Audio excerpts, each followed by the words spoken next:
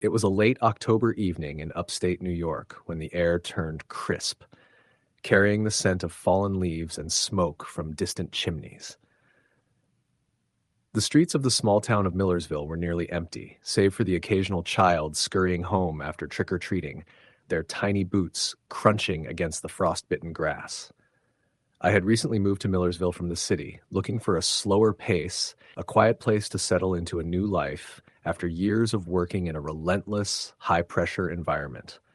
I rented a small, two-story house at the edge of town, one that had been empty for years. The previous owner had passed away, and the house had a certain stillness to it that was both inviting and eerie. I told myself the eerie feeling was just the silence of being alone in a new place. But as the sun set that evening, I couldn't shake the sense that the shadows seemed to stretch further than they should. The first night passed without incident, though I kept noticing small things, the faint sound of footsteps above me, though the upstairs rooms were empty, the way the wind seemed to whisper against the windows like a voice trying to speak. I tried to dismiss it, chalking it up to nerves. But the second night, I felt a chill that had nothing to do with the autumn air. I was sitting on the living room couch scrolling through my phone when I heard it, a slow, deliberate knock coming from the front door. I froze, thinking it might be a neighbor playing a Halloween prank. But when I looked through the peephole, no one was there. Just the empty porch, dark and quiet. I convinced myself it was just the old wood contracting or some small animal outside. But then it happened again. A few minutes later, only this time, it wasn't a knock. It was a whisper. Low, almost inaudible, but unmistakably human. It said my name. I jumped up, my heart pounding. "Hello?" I called, trying to keep my voice steady. Silence. I waited for a while, the shadows in the room seeming to twist unnaturally, and then after what felt like an eternity, I finally went back to bed, convincing myself it was just imagination. The next day, I told my neighbor, Mrs. Callahan, about it. She was an older woman who had lived in Millersville her entire life, and she listened quietly, nodding. "You're new here," she said slowly. "Sometimes the house remembers the people who lived there before. That place belonged to an old man named Harold Green. People said he was difficult, strange. Some say he didn't die peacefully. Be careful, dear. Some spirits don't like being forgotten."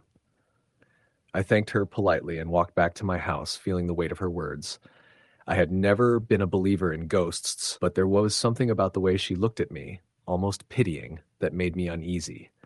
That night, I decided to keep the lights on.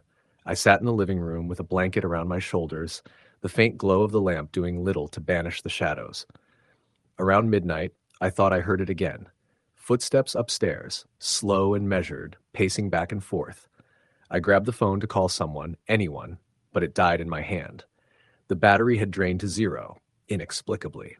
Then I saw it, a figure at the top of the stairs. Just a silhouette, but it was unmistakably human. A man, tall and thin, standing perfectly still. I could feel his gaze, heavy and unrelenting. My first instinct was to scream, but my voice wouldn't work. My legs felt glued to the floor, and then he moved slowly, deliberately descending the stairs. The air turned cold, the kind of cold that seeps into your bones, and with each step he took, I felt the oppressive weight of his presence pressing down on me. I wanted to run, but I couldn't. The figure stopped at the bottom, and then, just as suddenly as he appeared, he was gone. I didn't sleep that night. I stayed on the couch, staring at the staircase, listening to the house creak and groan. The next morning, I called Mrs. Callahan again. She told me that Harold Green had been known to be violent in his later years, and some townsfolk believed he had hurt others before his death. "You might be feeling his anger," she said softly, "or maybe his loneliness. Either way, he's attached to that house." The following nights grew worse. Objects in the house began to move on their own. Doors swinging open, drawers left half open, items missing and then reappearing in strange places. The whispering returned, but now it was more insistent. Not just my name, but words I couldn't always understand. I started hearing laughter too. Low, cruel, almost mocking. At first I tried to rationalize everything. Maybe I was just stressed, maybe it was the isolation. But then I started seeing him more frequently. The figure wasn't always in the same place. Sometimes he was at the foot of my bed, sometimes in the kitchen, watching. Always silent, always observing. One night, I decided to confront him. I remember standing at the top of the stairs, my hands shaking, and calling out, "Harold Green, if you're here, I want to help you. I don't want to hurt you." For a moment, there was silence. Then I heard it, a low guttural laugh that seemed to come from every corner of the house at once. The lights flickered, and the temperature dropped sharply.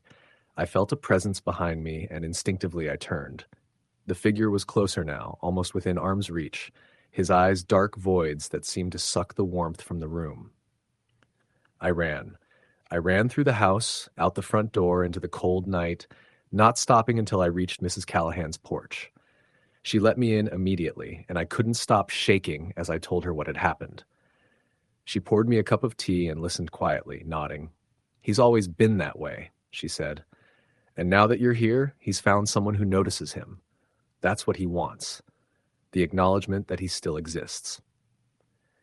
I stayed with her that night, sleeping in a guest room, but I knew I couldn't stay in that house any longer.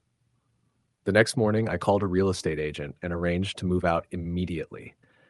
As I packed, I felt eyes on me constantly, shadows seeming to cling to my movements. And when I finally turned the key in the front door one last time, I swear I saw him in the window, watching, his head tilted slightly, like a predator observing its prey.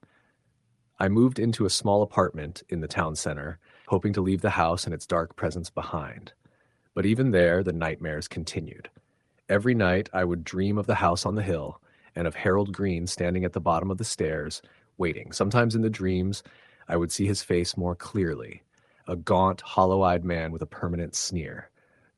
Other times, it was just the sense of being watched, of being pursued through shadowed corridors with no escape.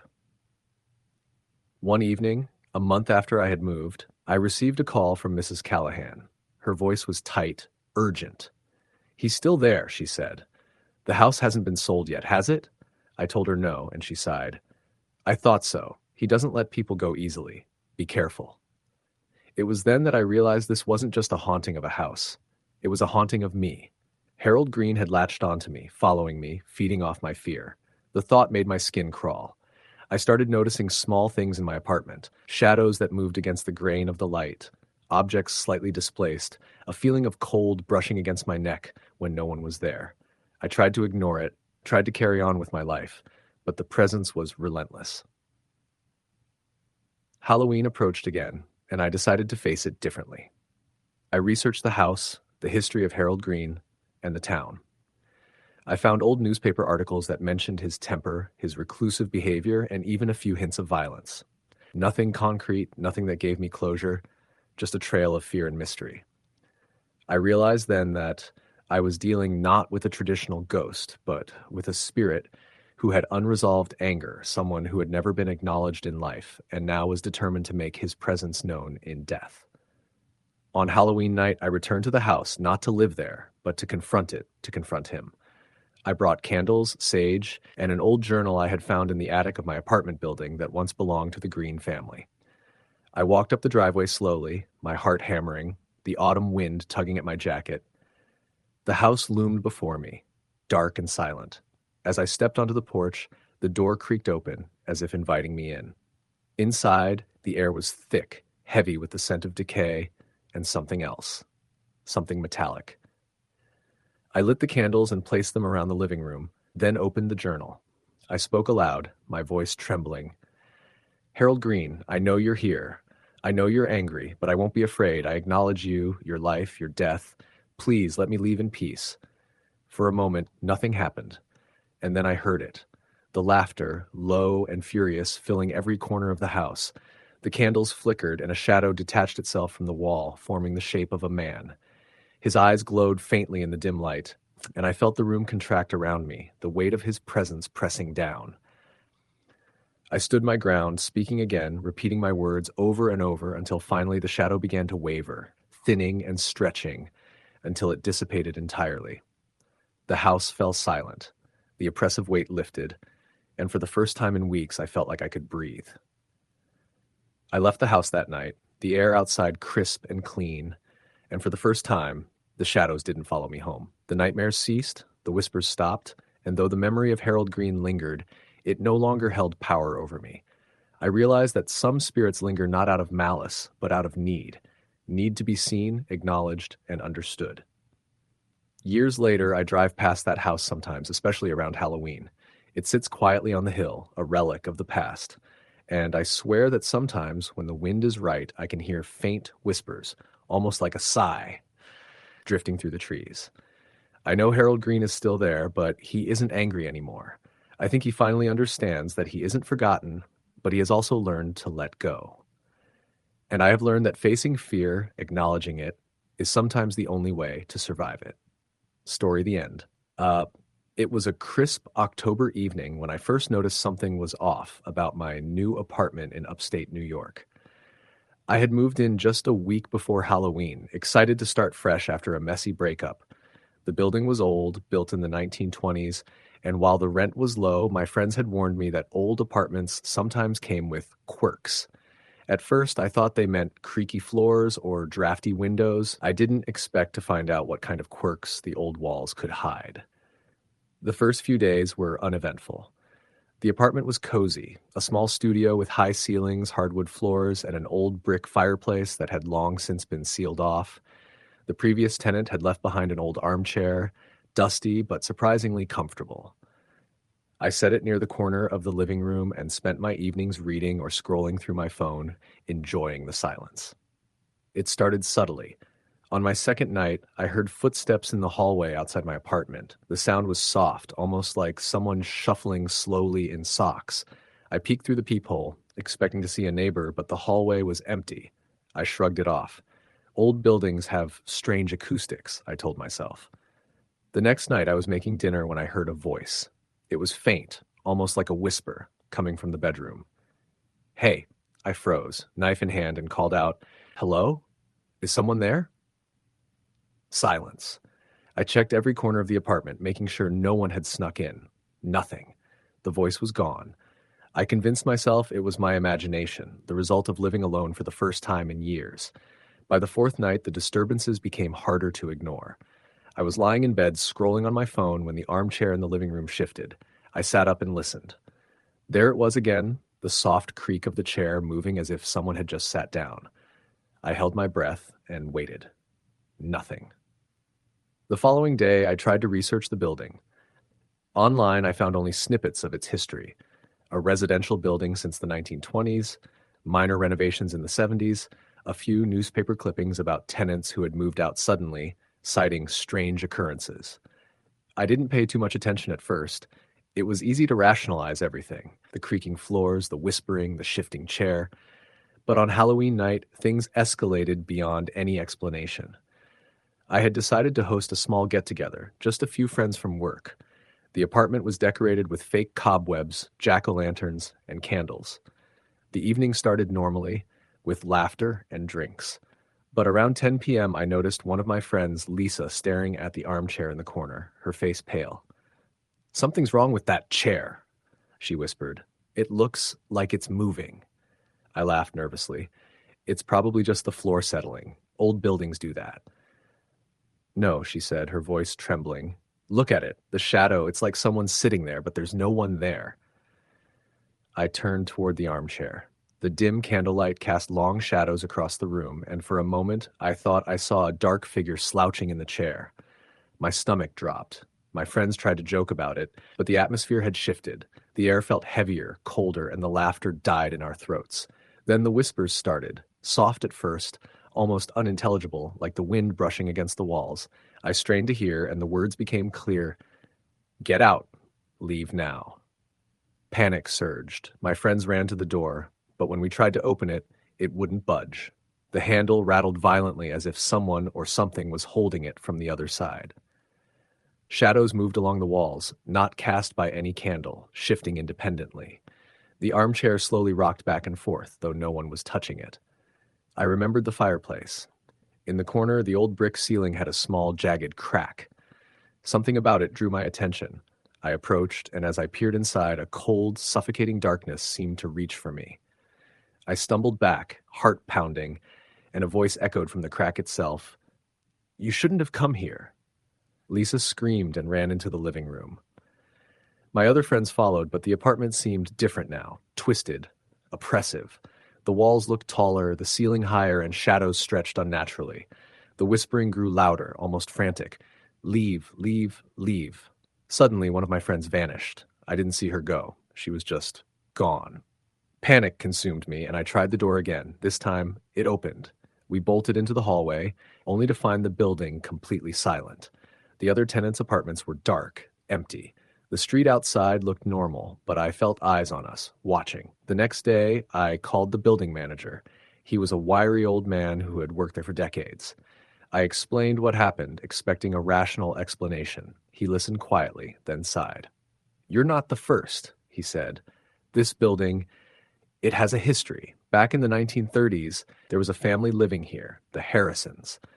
The father, Samuel Harrison, lost his mind one Halloween night. He killed his wife and children, then disappeared. No one knows what happened to him, but some say his spirit never left. People report whispers, shadows, chairs moving, doors locking themselves. You've got a haunted building, kid. Welcome to the club." I wanted to laugh, but the memory of the armchair, the shadows, and the missing friend made it impossible. That night, I stayed at a friend's house. When I returned the next morning, the apartment looked normal, almost serene, as if nothing had happened. But when I entered the living room, the armchair was facing the door, rocking slightly. Weeks passed. I tried to ignore the apartment, but the occurrences never stopped. Objects moved on their own. I would wake up to find the armchair in different parts of the room. Sometimes I would hear my name whispered in the dead of night. Once, I woke up to see a figure standing at the foot of my bed. Tall, dark, indistinct, but as soon as I blinked, it was gone. I reached out to local historians and paranormal experts. They confirmed the story of the Harrisons, and some even told me that Samuel Harrison was known to trap his victims in the apartment, keeping them from leaving. It sounded insane, but the more I stayed, the more I felt trapped myself. The building seemed alive, aware of me, feeding on my fear. By mid-November, I was exhausted, sleep-deprived, paranoid, and constantly anxious. I started seeing the figure not just at night, but during the day. Reflections in mirrors, dark shapes in corners, whispers when the apartment was empty. The armchair became a focal point. No matter where I moved it, it always ended up facing me, waiting. One night, I decided to confront it. I sat in the armchair, heart hammering, and said, "I know you're here. I know what happened. I'm not afraid of you." Silence. Then a chilling voice, low and guttural, filled the room. "You should have left when you had the chance." The temperature dropped, my breath fogging in front of me. The chair shook violently as if something beneath it was alive. The walls groaned. I tried to stand, but my body felt frozen. Shadows coiled around me, whispering incomprehensible words. My vision blurred, and I felt as if I was being pulled into the darkness itself. Suddenly, the chair tipped backward. I tumbled onto the floor, gasping. The shadows receded, the temperature normalized, and silence returned. But I knew it wasn't over. I left the apartment the next morning, never returning. I didn't take any belongings, just walked away, leaving the armchair and everything else behind. Years later, I heard a news report. A new tenant had moved into the building around Halloween. Neighbors reported strange occurrences, whispers, shadows, objects moving on their own. The armchair, they said, had been found in the living room facing the door. No one knew how it got there. I sometimes think about that apartment, especially around Halloween. I can still feel the cold, oppressive presence, the eyes that watched me constantly, the whispers that called my name in the dead of night. And I know deep down that the Harrisons are still there, somewhere in that old building, waiting for the next tenant brave or foolish enough to move in. The thought makes my skin crawl, and I never celebrate Halloween anymore. I never stay alone at night, and I avoid old apartments like the plague. But sometimes, when the wind howls through the streets or the shadows fall just right, I swear I can hear a chair creak, a whisper call my name, and I remember that terrible Halloween, the night I came face to face with something that should never have existed. No one believes me. They think it's just a story, an overactive imagination fueled by fear and loneliness. But I know the truth. The apartment exists, the armchair waits, and the whispers continue. I hear them sometimes in my dreams, echoing the same chilling words, "You should have left when you had the chance." Story the end. It was late October in upstate New York. the kind of chill that crept under your jacket and made you shiver no matter how tightly you zipped it up. The leaves were in full riot, fiery reds, deep oranges, and golden yellows littering the ground, crunching underfoot with every step. I had just moved into a small town called Hartwick, a sleepy place that seemed stuck in time, where everyone knew everyone else, and secrets, if there were any, were buried deep beneath layers of polite smiles. I had taken a job at the local library, which was one of the oldest buildings in town, a sprawling Victorian monstrosity that smelled faintly of old wood, dust, and paper. It was the kind of building that looked innocent in daylight, but the shadows it cast at dusk were long and dark, slinking along the walls like black fingers reaching for you. The first week, everything seemed ordinary enough. The librarian, Mrs. Hargrove, was kind but strict, with silver hair pulled into a tight bun and glasses perched on the tip of her nose.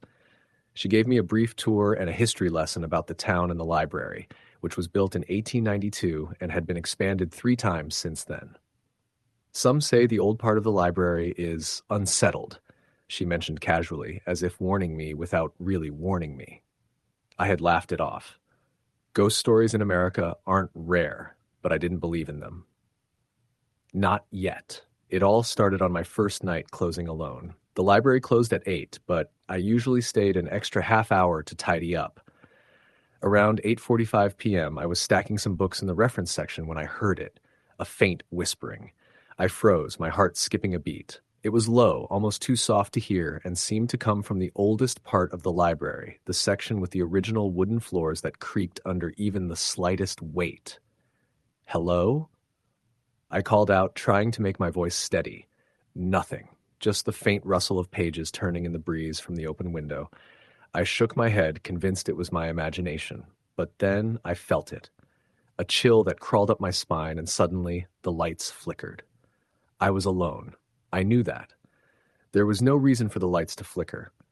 My pulse quickened, and I grabbed my flashlight from the desk, a small metal thing that barely illuminated the floor in front of me. I moved toward the whispers, telling myself that maybe someone had left a window open or a branch had hit the building. As I reached the old reading room, the whispers grew louder, and I realized they weren't words. They were more like murmurs, a language I couldn't understand, but it carried an urgency, a cold warning that pressed against my chest.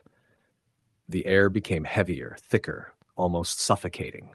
My flashlight beam fell on a corner of the room where the shadows seemed unnaturally dark. And then I saw her. She was standing there, pale, almost transparent, her dress an old-fashioned gown from another century. Her hair was long and dark, tangled, hanging in front of her face. She didn't move, but I could feel her gaze. I could feel her. My stomach turned over, my legs went weak. Who are you? I whispered, my voice barely audible. She didn't answer. She simply tilted her head, the gesture slow, deliberate, and then she vanished. The sudden absence of her presence made the room feel colder, emptier. I ran to the door and locked it, fumbling with the keys in a panic. I didn't sleep that night. The next day, I mentioned it to Mrs. Hargrove. She didn't flinch, didn't seem surprised. She just nodded slowly. She's been here for over a century. People call her the Lady of the Library. She's been waiting for something, I suppose. Or someone. I laughed nervously, thinking it was some kind of local legend. But that night, I couldn't shake the feeling that I was being watched. The whispers returned, louder now, insistent. They weren't confined to the library anymore. They seemed to follow me home, lingering outside my apartment window. I tried to ignore it, but then my dreams began. The dreams were vivid and terrifying.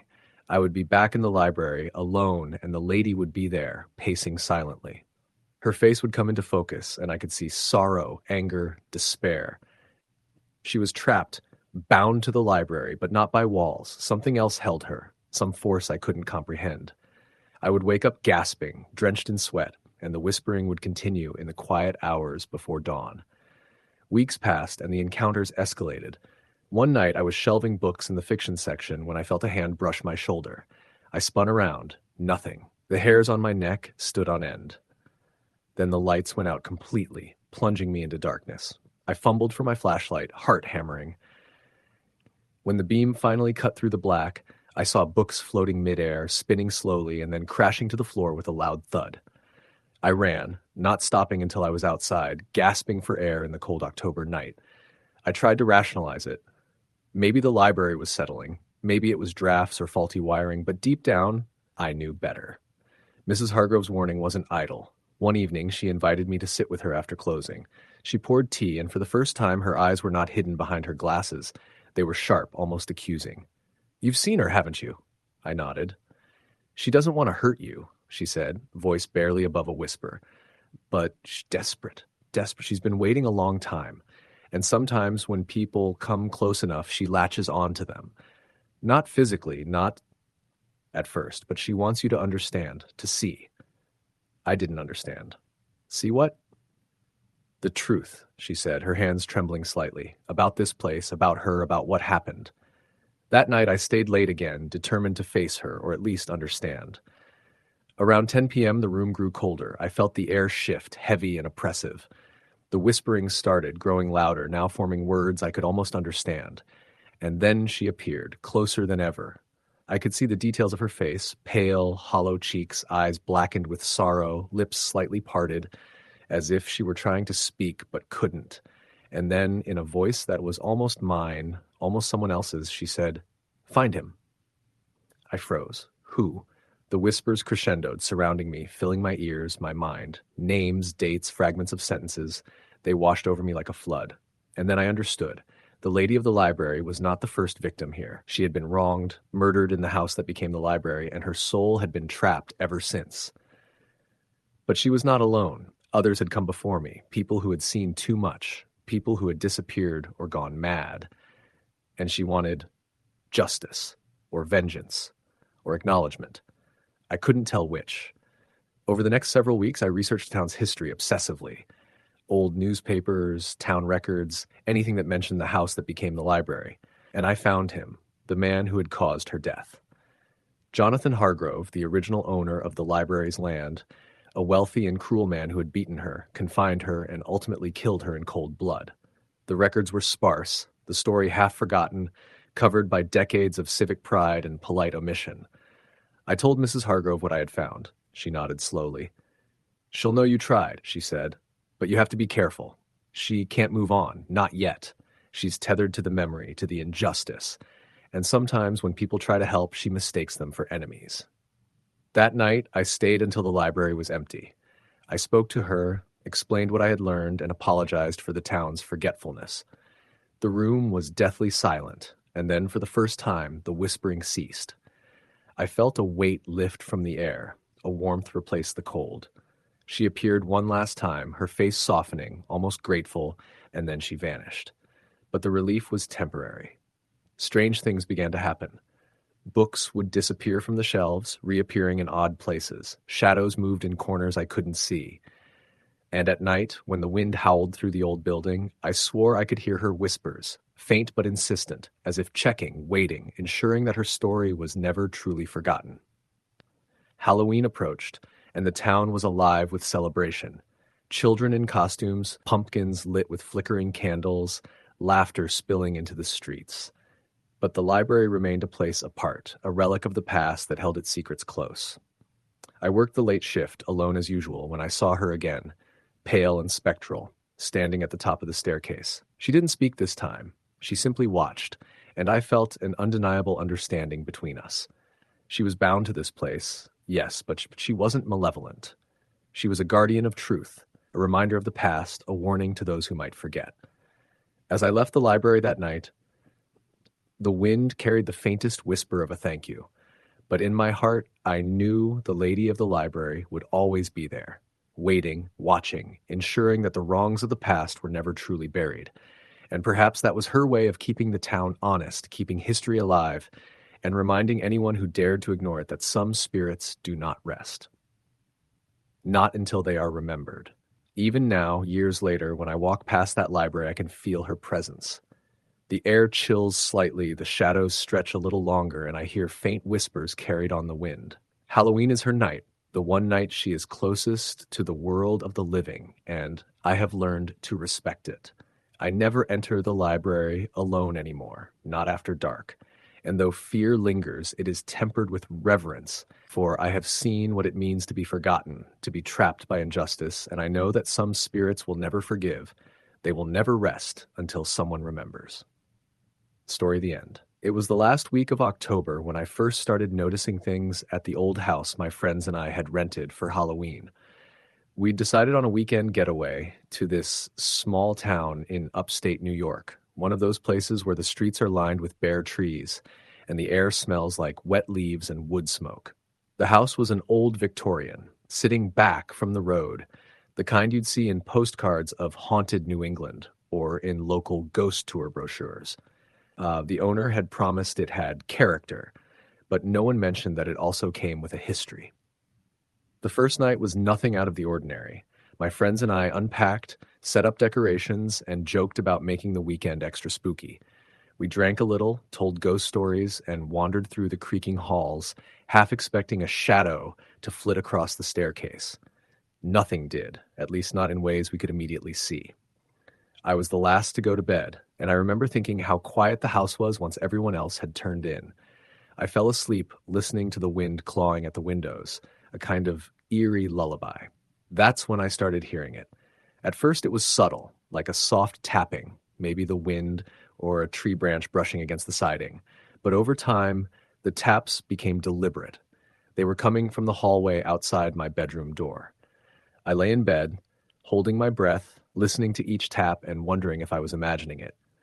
Then I heard it, a whisper, so soft I could barely make out the words. Go away. I froze.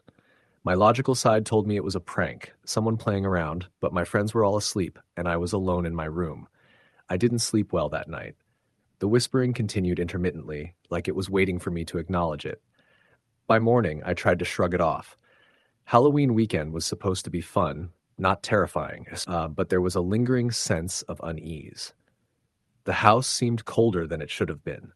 The old wooden floors groaned under our feet, and shadows seemed to stretch longer than they had any right to. The next evening, we decided to explore the property more. Behind the house was a small, overgrown garden and what looked like the remains of an old shed. The shed door was hanging loosely on its hinges, and inside were broken tools and rusting cans. I got a strange feeling in my chest, like someone was watching me, but when I looked around, it was just us. My friend Jess laughed, saying I was letting my imagination get the best of me. It's Halloween, she said. This is exactly what makes it fun. But it wasn't fun for me. I could feel something shifting in the corners of the property. Later that night, we gathered in the living room, drinking cider and telling ghost stories. I thought maybe sharing the weird vibes I'd been feeling would make me feel better. I told them about the whisper, but they laughed it off, teasing me about overactive imagination fueled by the creepy house. I tried to convince myself they were right, but deep down I knew what I'd heard was real, or at least I was convinced it was. Around midnight, we all decided to check out the attic. The house came with a trapdoor leading up to a dark, musty space filled with old furniture and boxes. I'd read somewhere that attics were often where old spirits lingered, though I didn't truly believe it. The moment we stepped in, the temperature dropped noticeably, and a strange smell, like damp earth mixed with something metallic, filled my nose. I shivered, and my friends started joking about ghosts, but their voices sounded hollow in the attic's confined space. That's when I saw her. A figure, pale and indistinct, standing at the far end of the attic. I blinked, thinking my eyes were playing tricks on me, but she didn't move. Her eyes were dark hollows, and her dress looked old-fashioned, as if she had stepped out of a photograph from the 1800s. The air seemed heavier around her, and the hairs on my arms stood on end. I wanted to scream, but my voice caught in my throat. Before I could react, she vanished. My friends hadn't seen her, and when I tried to explain, they laughed again, calling it a shadow or my imagination. But I knew what I'd seen. That night, sleep was impossible. Every creak of the house, every gust of wind, every whisper of the trees outside sounded like her. I tried to ignore it, but when I got up to get water, I saw it again, a fleeting shadow in the corner of the hallway, moving against the natural direction of the shadows cast by the moonlight. I felt a pull toward the staircase, as if something wanted me to follow, but I resisted. I stayed in my room until sunrise, feeling like the house itself was watching me, waiting for me to falter. The next day, we went into town, hoping that leaving the house for a few hours would help me shake the paranoia. We visited the local shops, got some candy for trick-or-treaters, and even tried to explore the local cemetery. That's when I overheard an old man talking to a child. He mentioned the house by name, and the way he spoke made my stomach drop. He said the house had a visitor that appeared every Halloween going back decades. People claimed it was the spirit of a woman who had died there under mysterious circumstances. Her name had been Eliza, and according to the story, she had been found in the attic one Halloween night, years ago. No one knew why or how she died, just that she never left. My friends thought it was a cool local legend. I felt sick. That evening, back at the house, things escalated. The whispering started again, louder this time, echoing through the walls. Doors slammed on their own, and the old chandelier swayed even though there was no draft. My friends were starting to get nervous too, their joking fading into uneasy silence. Then we heard it. A voice, clear and direct, calling my name. It was the same voice I had heard the first night. Go! Away! It came from the hallway, and I froze, unable to move. The air grew colder, and the lights flickered. Jess tried to calm everyone down, but as she reached for the staircase railing, she screamed. Something invisible had gripped her wrist, icy and strong. She dropped to the floor, crying, and we all tried to pull her away. The force seemed to resist, pushing us back. That's when I realized Eliza wasn't just a shadow or a story.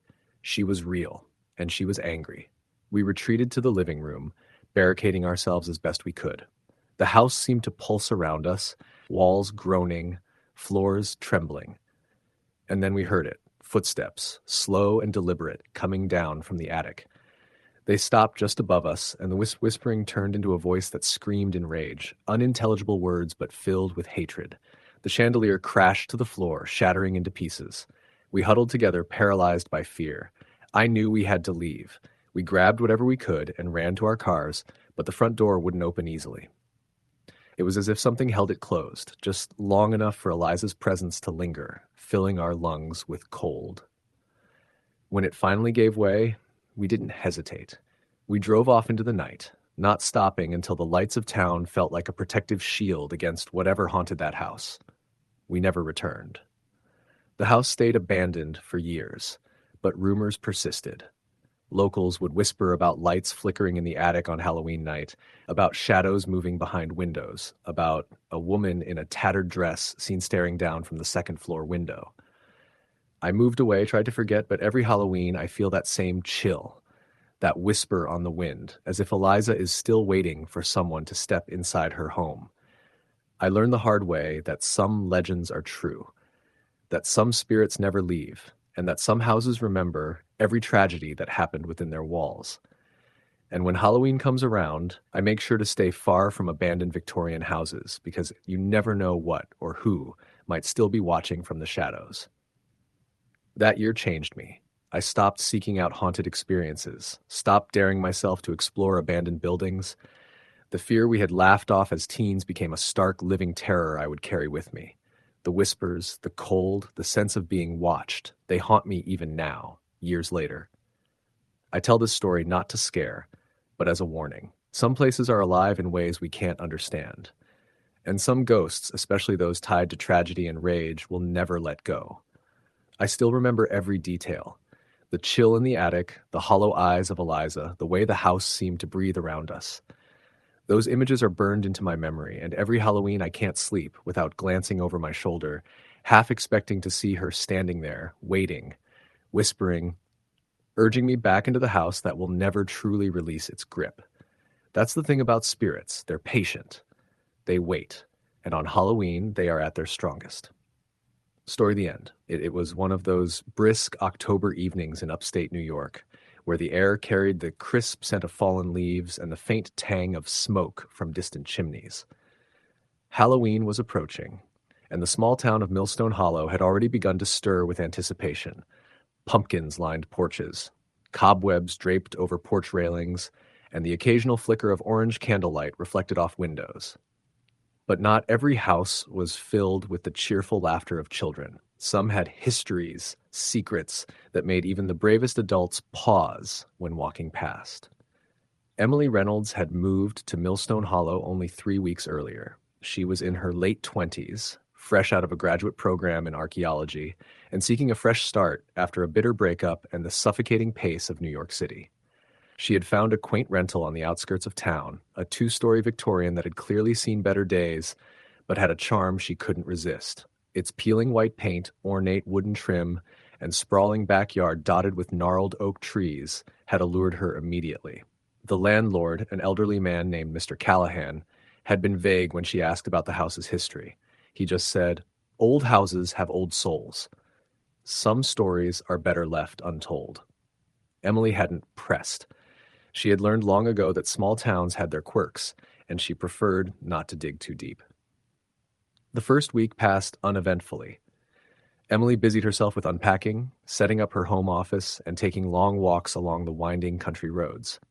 She loved the isolation, the way the sun sank low behind the trees in the late afternoon, casting long shadows that made the woods appear almost alive. It was peaceful, though she occasionally felt an inexplicable chill, a prickling at the back of her neck, as if she weren't entirely alone. On the night of October 20th, Emily decided to decorate for Halloween. She pulled out the boxes of artificial cobwebs, a handful of flickering battery-operated candles, and a few carved pumpkins she had bought from a local farm. The house smelled faintly of candle wax and pumpkin when she finished, the flickering lights casting shadows that danced across the walls. She paused to admire her work, feeling a slight thrill of anticipation for the approaching holiday. As she went to turn off the lights and head to bed, she noticed something odd, a single footprint in the dust on the living room floor. It was small, not her size, as if someone else had been walking barefoot through the room. Her heart skipped a beat. The house had been empty all day, and she didn't recall seeing anyone. She knelt to inspect it, and as she did, the faintest whisper drifted across the room, like someone muttering her name. "Emily." She froze. "Hello?" she called softly, her voice trembling. Only silence answered. Convincing herself it was her imagination, she cleaned the footprint and went to bed, leaving a small nightlight on in the hallway.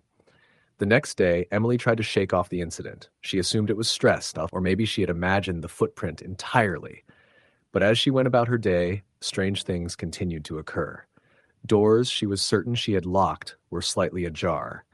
She would place objects on the kitchen counter only to find them moved later. The television, which she rarely used, would occasionally flicker on by itself. Nothing overtly threatening, but enough to make her uneasy. By October 25th, the occurrences had escalated. Emily was sitting in her living room reading when she heard the unmistakable sound of footsteps on the stairs. She froze, remembering she lived alone. The steps were slow, deliberate, moving toward the second floor. Heart pounding, she whispered, "Hello?" The steps stopped abruptly. Then a soft, almost childlike giggle echoed from the hallway. Her blood ran cold. She grabbed her phone and called Mr. Callahan, her voice shaking. "The house! Something's here. Footsteps, whispers. I don't know what to do." Mr. Callahan's voice was calm but firm. "You're not the first to feel that. The house, it has a history. Just keep a light on and avoid the basement for now. Don't try to confront it." Emily, more scared than she had ever been in her life, thanked him and hung up, her hands trembling. That night, she left every light on, the soft hum of lamps doing little to soothe her nerves. Then came Halloween night itself. Emily had been invited to a small town gathering, but decided against going, choosing instead to stay home. There was an uneasy tension in the air as the sun set, the sky a bruised shade of purple and gray. The wind whispered through the trees outside, rattling the shutters and carrying the scent of wood smoke from neighboring chimneys.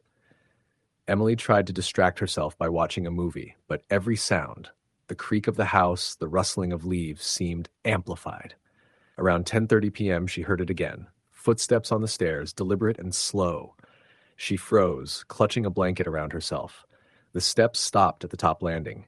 Then came a soft knock on her bedroom door. She didn't answer. Another knock, louder this time. A voice, clear but hollow, whispered, "Emily, come with me." She felt a chill that seemed to seep into her bones. Trembling, she got her phone and shined its flashlight toward the hallway. The beam caught nothing but the empty corridor, the door to the second-floor closet slightly ajar. She had never opened it. Against her better judgment, curiosity overpowered fear. She approached the closet, the floorboards groaning beneath her weight. As she peered inside, she saw a small, shadowy figure crouched in the corner, its eyes reflecting the faint light. She blinked, and it was gone. Her heart raced, and she stumbled backward, nearly falling. The closet door slammed shut on its own. Emily retreated to the living room, her mind spinning. That's when she noticed something that made her blood run colder than ever. The front door, which she had locked that morning, was now wide open. She ran to close it, but the wind wasn't strong enough to push it open. She slammed it shut and locked it multiple times, her hands shaking uncontrollably. Then, from the second floor, she heard it. Slow, deliberate footsteps approaching again. This time, they weren't accompanied by the hesitant giggle or the whispered calling of her name. This time, the steps were heavier, more deliberate, and accompanied by a soft dragging sound. It sounded like something was being pulled across the floor. She backed into the corner of the living room, clutching a heavy lamp as a weapon, unable to move or speak. The sound of dragging reached the bottom of the stairs. Then, silence. Emily dared a glance at the staircase. There was nothing there. But the air felt different, charged with a presence that pressed down on her chest. She could hear her own heartbeat thudding in her ears. That's when she saw it. A shadow moving against the wall. A dark shape that didn't belong, sliding sideways like it was avoiding the light. She screamed and bolted to the phone, dialing 911. The operator answered immediately, but as she tried to speak, the shadow was suddenly gone. She could hear faint whispering now, but she couldn't make out the words, only the tone. Urgent, insistent, almost sorrowful. She could feel her body trembling violently. The operator asked for her address, and as she gave it, the shadow reappeared at the edge of her peripheral vision, standing just at the threshold of the living room. She dared to look directly, and her stomach churned. It was a figure of a young girl, maybe 7 or 8 years old, pale and translucent, eyes hollow, wearing a tattered dress that swayed unnaturally as if underwater. The figure pointed toward the staircase and whispered, "Don't go down." Emily felt her throat close up, unable to respond, frozen in terror. The operator's voice was distant, almost muffled, as she continued to speak urgently. Emily could only nod, though they couldn't see her.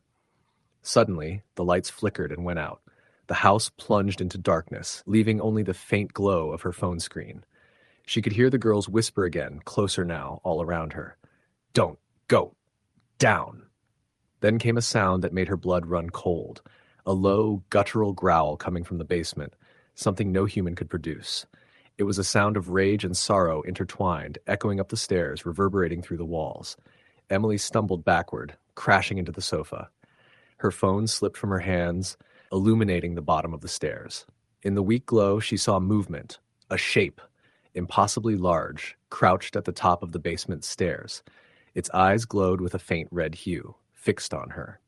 The girl's figure appeared beside it, still whispering, almost pleading. Emily ran to the kitchen, grabbing a knife from the block, her only defense. She called the operator again, screaming for immediate help. Within minutes, lights flickered in the distance, headlights from a police car approaching. As they entered the driveway, Emily turned to see the shadow retreating, dissolving into the darkness. She bolted to the door as officers entered, explaining between gasps what had happened. They searched the house, but found nothing unusual. No signs of forced entry, no footprints except her own, no intruder. Yet Emily swore she had seen and heard what no one else could. The officers, though skeptical, suggested she stay elsewhere for the night. Mr. Callahan arrived, pale and silent, merely nodding when Emily told him what had occurred. Over the following days, Emily did some research. She discovered that the house had a tragic history. In the early 1900s, a young girl named Clara Whitman had disappeared from that house during Halloween, never to be seen again. Rumor had it that her spirit lingered, trying to warn others of a dark presence that had taken her. Previous tenants had reported odd occurrences, but the stories were dismissed as small-town superstition. Emily realized with a sinking feeling that she had been dealing with something both protective and malevolent, the girl's spirit attempting to prevent the presence in the basement from harming her. After that night, Emily moved out. She left Millstone Hollow and returned to the city, vowing never to speak of the house again. But sometimes, in quiet moments, she would see flashes of a small girl in tattered clothing at the corner of her vision, whispering urgent warnings she could barely hear. And each Halloween, she could swear she felt the same chill crawling down her spine, as if the girl and the darkness she had tried to warn her about were still out there, waiting. Story: the end. It was late October in a small town in Pennsylvania, the kind of town where every house was dressed up in Halloween lights, pumpkins lined the sidewalks, and children ran from door to door with squeals of delight. The air had a bite to it, crisp and cold, and a thick fog rolled in from the nearby creek, settling over the streets like a thin, ghostly blanket. For the most part, the town was quiet at night, except for the rustle of leaves and the occasional bark of a dog. But there was one house on the edge of town that no one dared approach after dark. The Miller house. It had stood empty for over 20 years, its paint peeling, the windows clouded with dust, and the yard overgrown with weeds that tangled over the rusted gate. Local kids told stories about the place, mostly half-truths and exaggerations, how a family had disappeared one Halloween night, how lights flickered inside when no one lived there, how strange sounds came from the attic. But no one had dared step inside. That is, until a group of teenagers, emboldened by booze and bravado, decided to do exactly that. The group consisted of 4 friends: Tyler, a lanky 17-year-old with an insatiable curiosity; his girlfriend Emily, who was cautious but never wanted to appear weak; Jake, the jokester of the group who thrived on scaring people; and Lila, who was quieter than the rest but fiercely loyal. They met up after trick-or-treating, their costumes damp with dew, their candy bags already half empty, and made the short walk to the Miller house under the cover of thick fog. "This is a terrible idea," Emily whispered, tugging at Tyler's sleeve. "We shouldn't be here." Tyler grinned, his flashlight cutting through the fog. "Come on, it's just a house. We're not going in at night alone for nothing. It'll be fun." Jake snorted. "Fun? This place is prime for some ghostly Instagram content. I say we go in and see what's inside. Worst case scenario, we run screaming. Best case, we have a story to tell everyone tomorrow." Layla didn't say anything. She just followed, keeping her eyes on the darkened windows of the house, the way the shadows moved behind the glass as if they were alive. They reached the gate, which creaked loudly as Tyler pushed it open. The sound echoed across the fog-laden yard and made Lila shiver. Leaves crunched beneath their feet as they approached the front door, a solid wooden slab that was surprisingly intact despite the years of neglect. Tyler tried the doorknob, and to everyone's shock, it turned easily. The door swung open with a long groan, revealing a dark interior, the smell of mold and decay hitting them instantly. "See? Nothing to it," Tyler said, stepping inside. The others hesitated, their flashlights sweeping across the dusty floorboards and broken furniture. Cobwebs hung like ghostly drapes from the ceiling, and the air was heavy, almost suffocating. They made their way into the living room, where the remnants of old furniture were barely recognizable, draped in sheets yellowed with age. A large fireplace dominated one wall, its hearth filled with ashes that had long since cooled. Jake, ever the instigator, ran his fingers along a broken chair. "Man, imagine what happened here," he said, his voice echoing strangely in the empty house. "People just up and vanished, huh? Must have been something crazy." Emily shivered. "I don't like this. I feel watched." "You're just spooked," Tyler said, trying to sound confident. He was already moving toward the staircase that led to the second floor. "Come on, the upstairs will be cooler. Maybe we'll find some old Halloween decorations or something." Reluctantly, the others followed. Each step up the stairs creaked under their weight. Dust floated in the beam of their flashlights, making the air shimmer in an almost unnatural way. The hallway on the second floor was narrow, lined with doors that seemed to stare at them. Some were partially open, revealing dark rooms filled with broken furniture and layers of dust. As they explored, a cold draft swept through the hallway, carrying a faint scent of perfume. Emily froze. "Do you smell that?" "Probably just mold," Tyler said, though his voice lacked conviction. They entered what seemed to have been a bedroom. The bed was stripped bare, the mattress sagging, and a broken dresser lay on its side. But what caught their attention was a small, faded photograph lying face up on the floor. It showed a family of four smiling for the camera in front of a house that looked exactly like the one they were in. But there was something odd. The parents' faces were smudged, almost as if someone had deliberately obscured them. Creepy, Jake muttered. Why would someone do that? Before anyone could respond, a loud bang came from the room above them. All four froze. Tyler shined his flashlight toward the ceiling. Probably just the wind, he said, though his voice trembled. Emily wasn't convinced. That sounded like it came from the attic. The group exchanged uneasy glances. The attic hadn't been mentioned, but curiosity got the better of them. Tyler led the way to a narrow staircase that led up. Dust covered every step, and the air grew colder with each step they climbed. By the time they reached the top, the temperature had dropped so sharply that their breaths came out in visible puffs. The attic door was slightly ajar. Tyler pushed it open, and a wave of stale air rushed past them. Inside, the attic was dark, the only light coming from their flashlights. Old furniture and boxes were stacked haphazardly, and in the corner, something seemed off. A rocking chair moved slightly, as if someone had just left it. "Who's there?" Tyler called, trying to sound brave. No response, just the sound of the wind rattling the small window. But then Jake's flashlight caught something on the far wall. Scratches, deep and deliberate, running in an erratic pattern. "What the hell?" Jake whispered. Emily backed up, her hand gripping Tyler's arm. "We should go, now." But Tyler foolishly stepped forward. As he did, the rocking chair abruptly stopped moving. A cold presence seemed to press against him, and he felt a whisper brush against his ear. "You shouldn't be here." He spun around, but no one was there. His flashlight flickered, and for a brief moment the shadows in the room seemed to shift and move on their own, forming shapes that resembled faces. Lila gasped, pointing toward a corner where the darkness thickened unnaturally. Suddenly, a loud crash echoed from downstairs, followed by the sound of footsteps running across the floorboards. Tyler's bravado faltered. "Okay, maybe we should leave," he said, voice shaking. They scrambled down the stairs, but as they reached the living room, they found the front door slammed shut. Tyler tried to open it, but it wouldn't budge. Panic set in. "Open! Open!"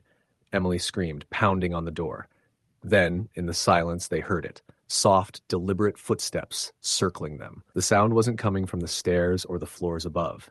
It was all around them, moving impossibly, like something was walking along the walls. Jake, ever the jokester, tried to laugh it off, but his voice cracked. "Huh, okay, that's not funny." The footsteps stopped suddenly, and then a voice, low and guttural, whispered from the darkness, "Leave, or stay forever." Emily screamed, grabbing Tyler's hand. Without thinking, they ran to the fireplace, smashing through the glass that had been sitting in the hearth. The shards cut their hands, but adrenaline kept them moving. They yanked at the door, and this time it swung open with ease. They didn't stop running until they were back on the main street, fog swallowing them as if the house had never existed. Shaking and bleeding, they looked back once. The Miller house stood in silence, its windows dark, its broken gate swaying gently in the wind. For weeks afterward, the four friends avoided talking about what happened. But then strange things began to occur. Tyler's reflection in mirrors sometimes lingered a second too long. Jake's voice would echo back to him when he was alone. Emily would wake up with scratches on her arms, and Lila swore she saw shadows moving in her bedroom at night. One night, a week before Halloween, Tyler received a package with no return address. Inside was the same photograph they had found in the Miller house, but this time the faces of the parents were perfectly clear, smiling at him. Written in a jagged hand on the back were the words, "Next Halloween, we'll play again." Over the following year, the events escalated. Doors would slam shut, windows would shatter, objects would move inexplicably. Sometimes late at night, Tyler could hear whispering voices outside his house, chanting in unison, repeating the same phrase, "You shouldn't be here." By the time the next Halloween arrived, Tyler, Emily, Jake, and Lila were terrified. They tried to avoid the town, tried to hide from the Miller house and everything it represented, but the pull was unavoidable. That night, drawn by an invisible force, they found themselves standing once more in front of the house. The fog was thicker than ever, swirling around their ankles like living things. They didn't speak as they approached the door, the same dread filling their chests. The air was colder than ice, and the house seemed to breathe, the boards creaking under the weight of some unseen presence. Tyler reached for the doorknob. It turned. Inside, everything was as it had been a year ago, except darker, heavier. Shadows pooled in the corners, and the scratching on the walls seemed to move, forming patterns, words, faces. The attic door, as before, beckoned them upward, and they climbed with shaking hands, their flashlights barely cutting through the blackness. The rocking chair was there, moving on its own, faster now, spinning violently. The whispers grew louder, a chorus of voices surrounding them, pressing against their minds, filling them with a cold, inescapable terror. You belong to us. Tyler tried to run, but the floorboards beneath him split, swallowing him halfway. Emily screamed, trying to pull him free, but the hands that emerged from the darkness were cold, clammy, and unyielding. Jake and Lila fought, but the shadows twisted around them, lifting them from the ground, dragging them toward the attic. The last thing Tyler saw before everything went black was the faces from the photograph, not smudged this time, staring at him with hollow eyes and wicked smiles. The house seemed to pulse, alive with a hunger that had waited decades for new victims. The next morning, the townspeople noticed the fog had lifted, and the Miller house stood silent and still. No one had seen the 4 teenagers since. Occasionally, on foggy Halloweens, children whisper about shadows moving behind the windows of the old house, or the faint sound of footsteps echoing inside. Those who venture too close report hearing whispers and seeing faces that disappear when you blink. And sometimes, just sometimes, you can catch a glimpse of 4 new faces in the dusty photograph that sits in the living room, smiling at the camera, waiting for the next Halloween. Story the end. It was the night before Halloween, and the wind howled through the narrow streets of Millersville, a small town in Pennsylvania that had a population barely exceeding 3,000. The streets were lined with old colonial-style houses, their peeling paint and sagging porches giving the town a sense of neglect, though each home had its own stories, whispered among neighbors, most of them warnings for children about staying out too late. I had moved there just a few weeks prior, taking a temporary teaching position at Millersville High. I wasn't from the area, born and raised in Philadelphia, but the allure of a quiet town for a month seemed perfect. A place to finish grading papers and perhaps gather inspiration for my novel that had been languishing for months. I rented a small 2-story house on the edge of town, right where the trees thickened into a small wooded area known locally as Hollows Grove. I had been warned by the elderly real estate agent, a frail woman named Mrs. Kincaid, to keep the lights on and don't wander into the grove at night, which I shrugged off as typical Halloween superstition. The house itself was charming in a dilapidated way, with creaking floors and an attic that smelled faintly of mothballs and old wood. It had belonged to a man named William Forsyth, who, according to Mrs. Kincaid, had disappeared over 20 years ago under mysterious circumstances. The locals whispered that his spirit still roamed the property, particularly on Halloween, but I dismissed it. Ghost stories were for children and gullible tourists, or so I thought. On Halloween night, the town was unusually quiet. There were decorations along Main Street, jack-o'-lanterns carved by local children, some of them grotesque and disturbing, giving the whole scene a more macabre feel than charming. I decided to take a walk around the neighborhood to observe and maybe grab a few photos for the story I was writing. As I stepped outside, the wind seemed to pick up, scattering leaves across the cracked sidewalks.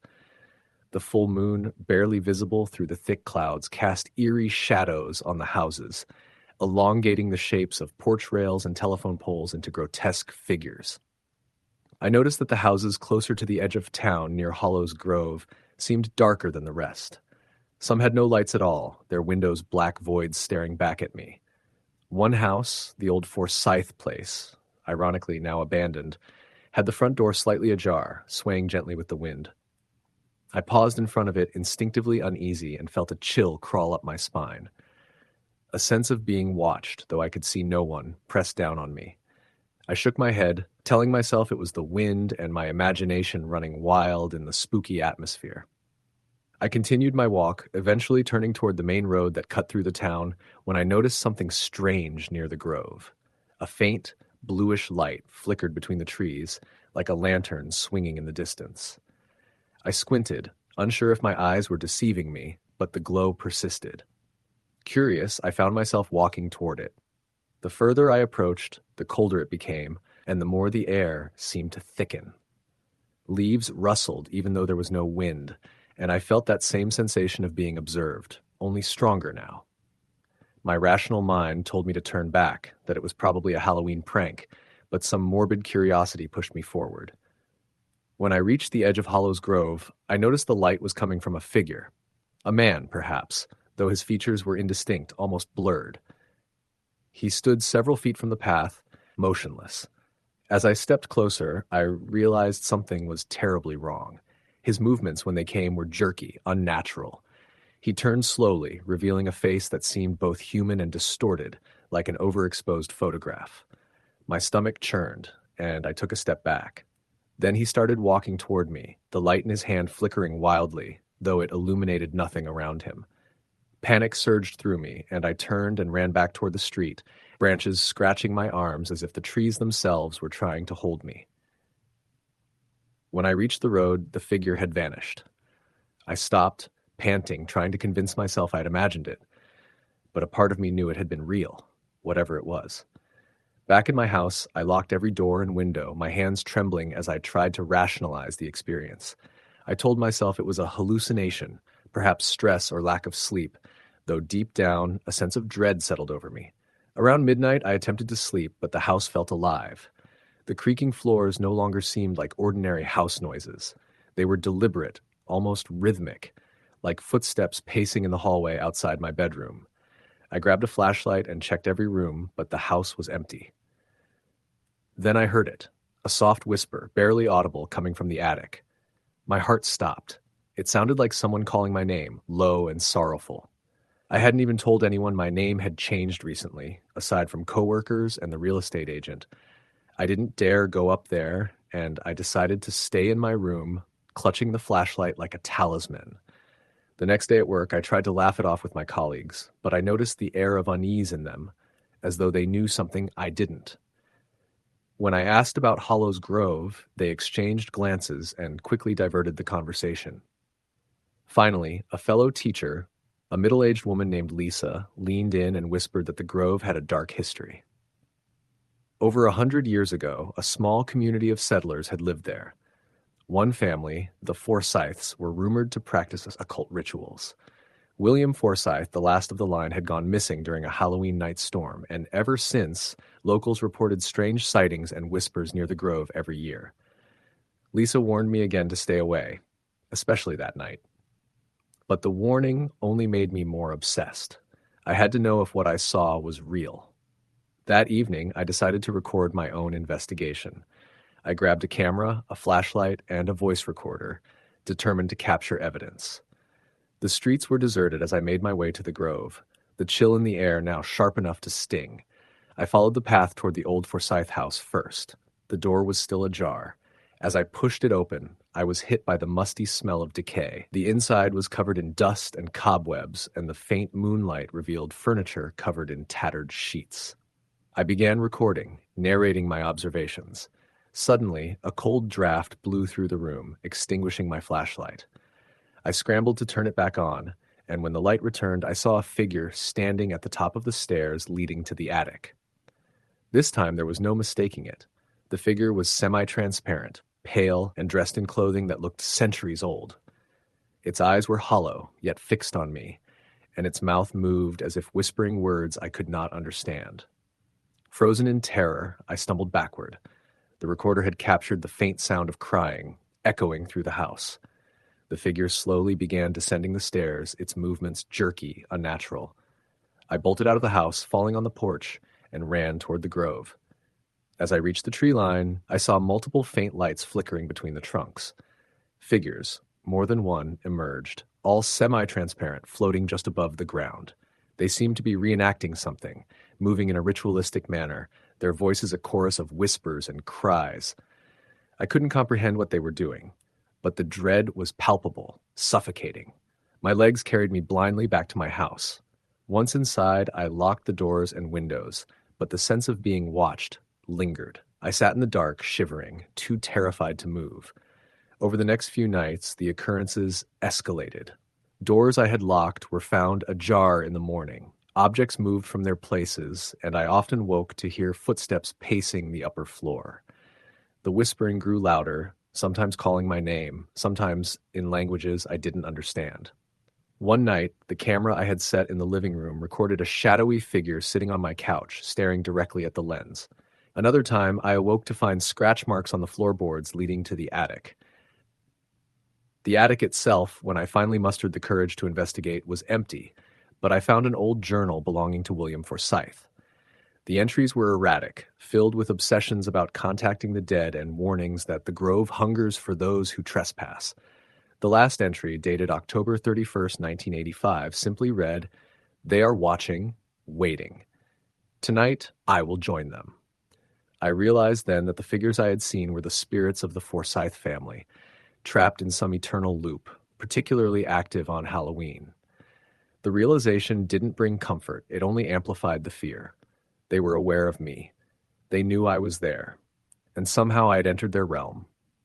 That night, as the wind howled outside and the moonlight filtered through the blinds, I heard the whispers again, closer than ever, as if circling my bed. I dared not move, too afraid to provoke them. The whispers formed words I could just barely make out. "Join us." The final straw came on Halloween night itself. Determined to confront the fear, I went back to the grove one last time, armed with camera and voice recorder. The moment I stepped into the tree line, the air turned icy, my breath visible in the faint light of the moon. Figures emerged all around me, their shapes indistinct but undeniably human. I raised the camera, trying to document the event. Suddenly, one of the figures drifted closer, and I could see its face clearly. It was William Forsythe. His expression was mournful, eyes hollow but filled with an unmistakable sadness. The others mirrored his expression. Then they all started moving toward me, slowly, almost floating.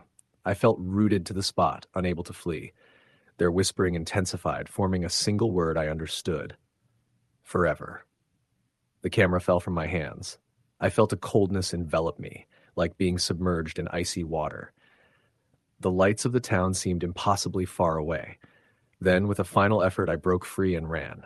Branches tore at my clothes and skin, but I didn't stop until I reached the house. I slammed the door behind me and sank to the floor, shaking uncontrollably. Outside, the wind had died down, and the grove was silent. Too silent. The next morning, when I dared to look through the window, I saw footprints leading from the grove to my house, stopping abruptly at the door. No other signs of passage existed. My camera, once again, lay on the porch, shattered. I left Millersville the following day, refusing to pack most of my belongings. But I took the camera, the recorder, and the Forsythe journal. The recordings were a nightmare. Whispers, cries, and the faintest hint of voices calling my name, even when played back months later in the safety of my apartment in Philadelphia. I never returned to Hollows Grove, and I never will. But every Halloween, even now, I can't shake the feeling that the Forsythes are still watching, waiting, their sorrowful eyes searching for the living who dare tread on their land. The wind outside my city apartment sometimes carries faint whispers, indistinct but unmistakable. And I know deep down they remember me. I know I am still, in some way, marked. Years later, I read in the Millersville Gazette that a man had vanished near Hollows Grove precisely on Halloween night, decades after William Forsythe disappeared. The article mentioned nothing about ghosts or the Grove's dark history, only that the man was last seen walking near the Forsythe house. I didn't need more information to understand. Some places, some spirits, don't let go. They wait. They remember. And Halloween, the night when the veil between the living and the dead thins, is when they come the closest. Story the end. It had been one of those October evenings in the Midwest where the wind gusted through the trees with a hollow moan and the sky was a dark canvas streaked with gray clouds. The streets of the small town of Millersville were eerily quiet for a Friday night. Most families were huddled in their homes, passing out candy to trick-or-treaters in glowing costumes. But for me, the Halloween of 2017 would become something I would never forget, a night that blurred the line between reality and the supernatural. I had recently moved back to Millersville after graduating college. I'd grown up here but left for university and then a few years of living in Chicago. When my father passed away unexpectedly in the spring, I inherited his old two-story house on the outskirts of town. It wasn't particularly large, but it had that classic Midwestern charm: white clapboard siding, a wraparound porch, and a massive oak tree in the front yard. It had been empty for months after my dad died, and I'd been busy settling his affairs, so I hadn't spent much time in the house by myself. Halloween was the first night I was truly alone there. I had invited a couple of friends to come by, but last-minute plans had fallen through, leaving me alone for the night. I wasn't exactly thrilled about the idea, but I figured I'd make the best of it. I decorated a little: cobwebs in the corners, a few carved pumpkins on the porch, and a flickering jack-o'-lantern by the front steps. The house felt colder than usual, though that might have just been my imagination. It was October, after all, and nights in Millersville were notoriously chilly. Around 7 o'clock, the doorbell rang. I assumed it was a few kids trick-or-treating, so I rushed the door in my black hoodie and jeans. A group of 3 kids stood there, one dressed as a skeleton, one as a witch, and the other as some sort of zombie. They looked at me expectantly, candy bags in hand. I handed them handfuls of candy and smiled, and they scampered off into the darkening street. After that, the house fell silent.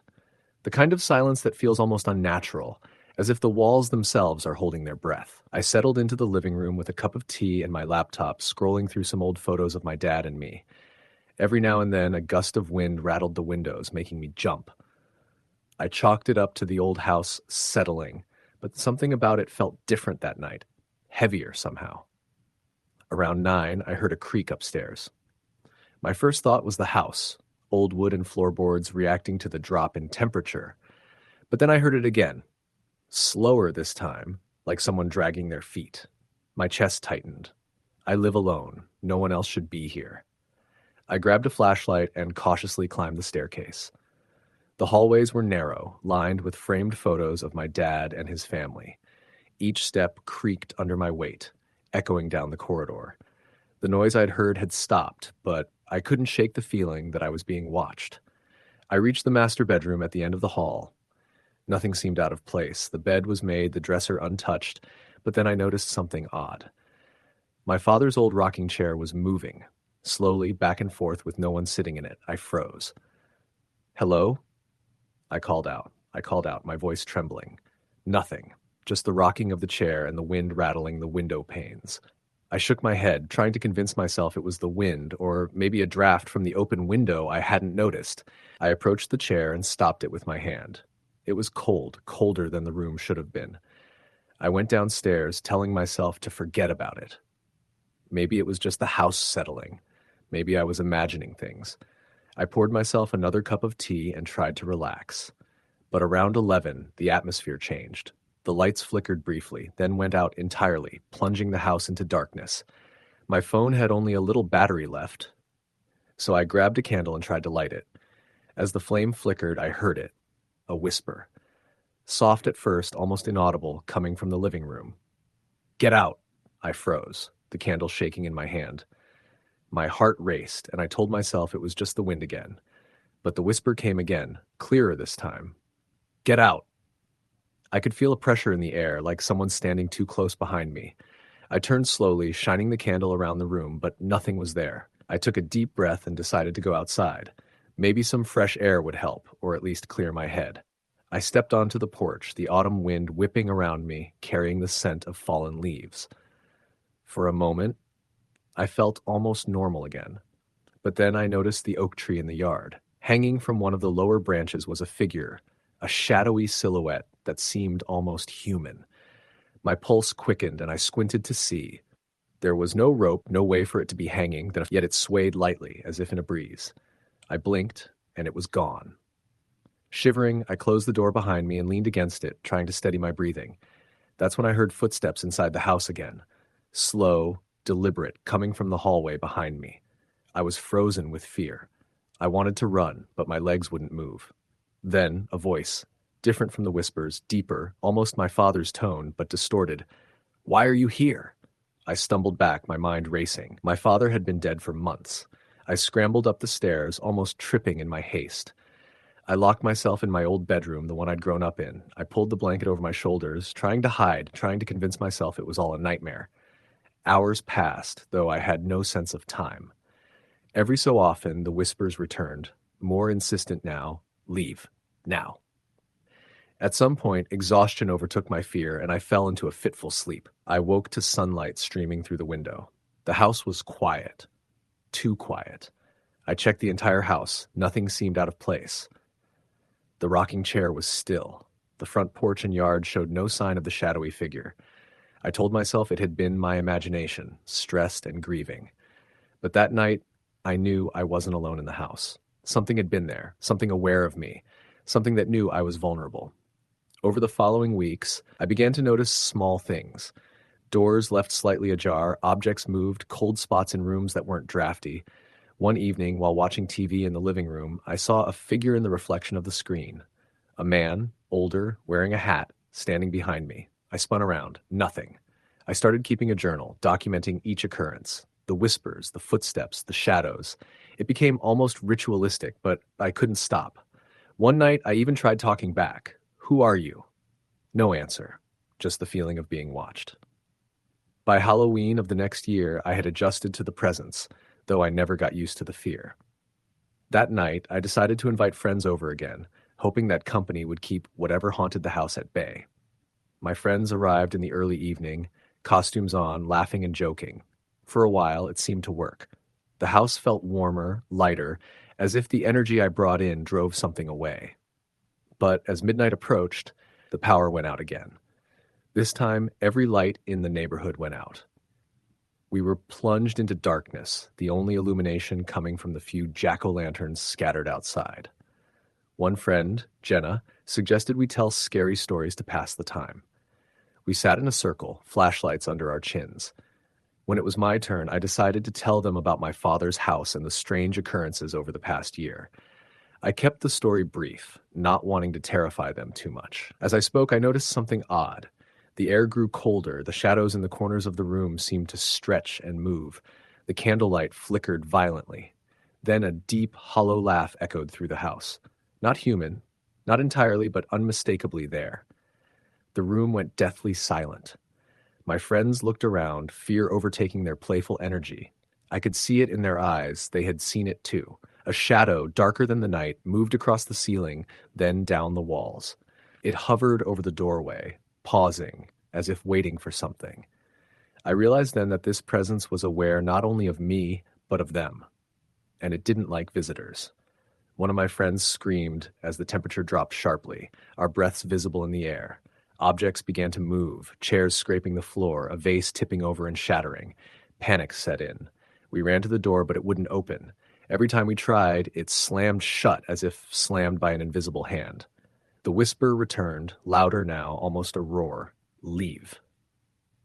Then, as suddenly as it had begun, the chaos stopped.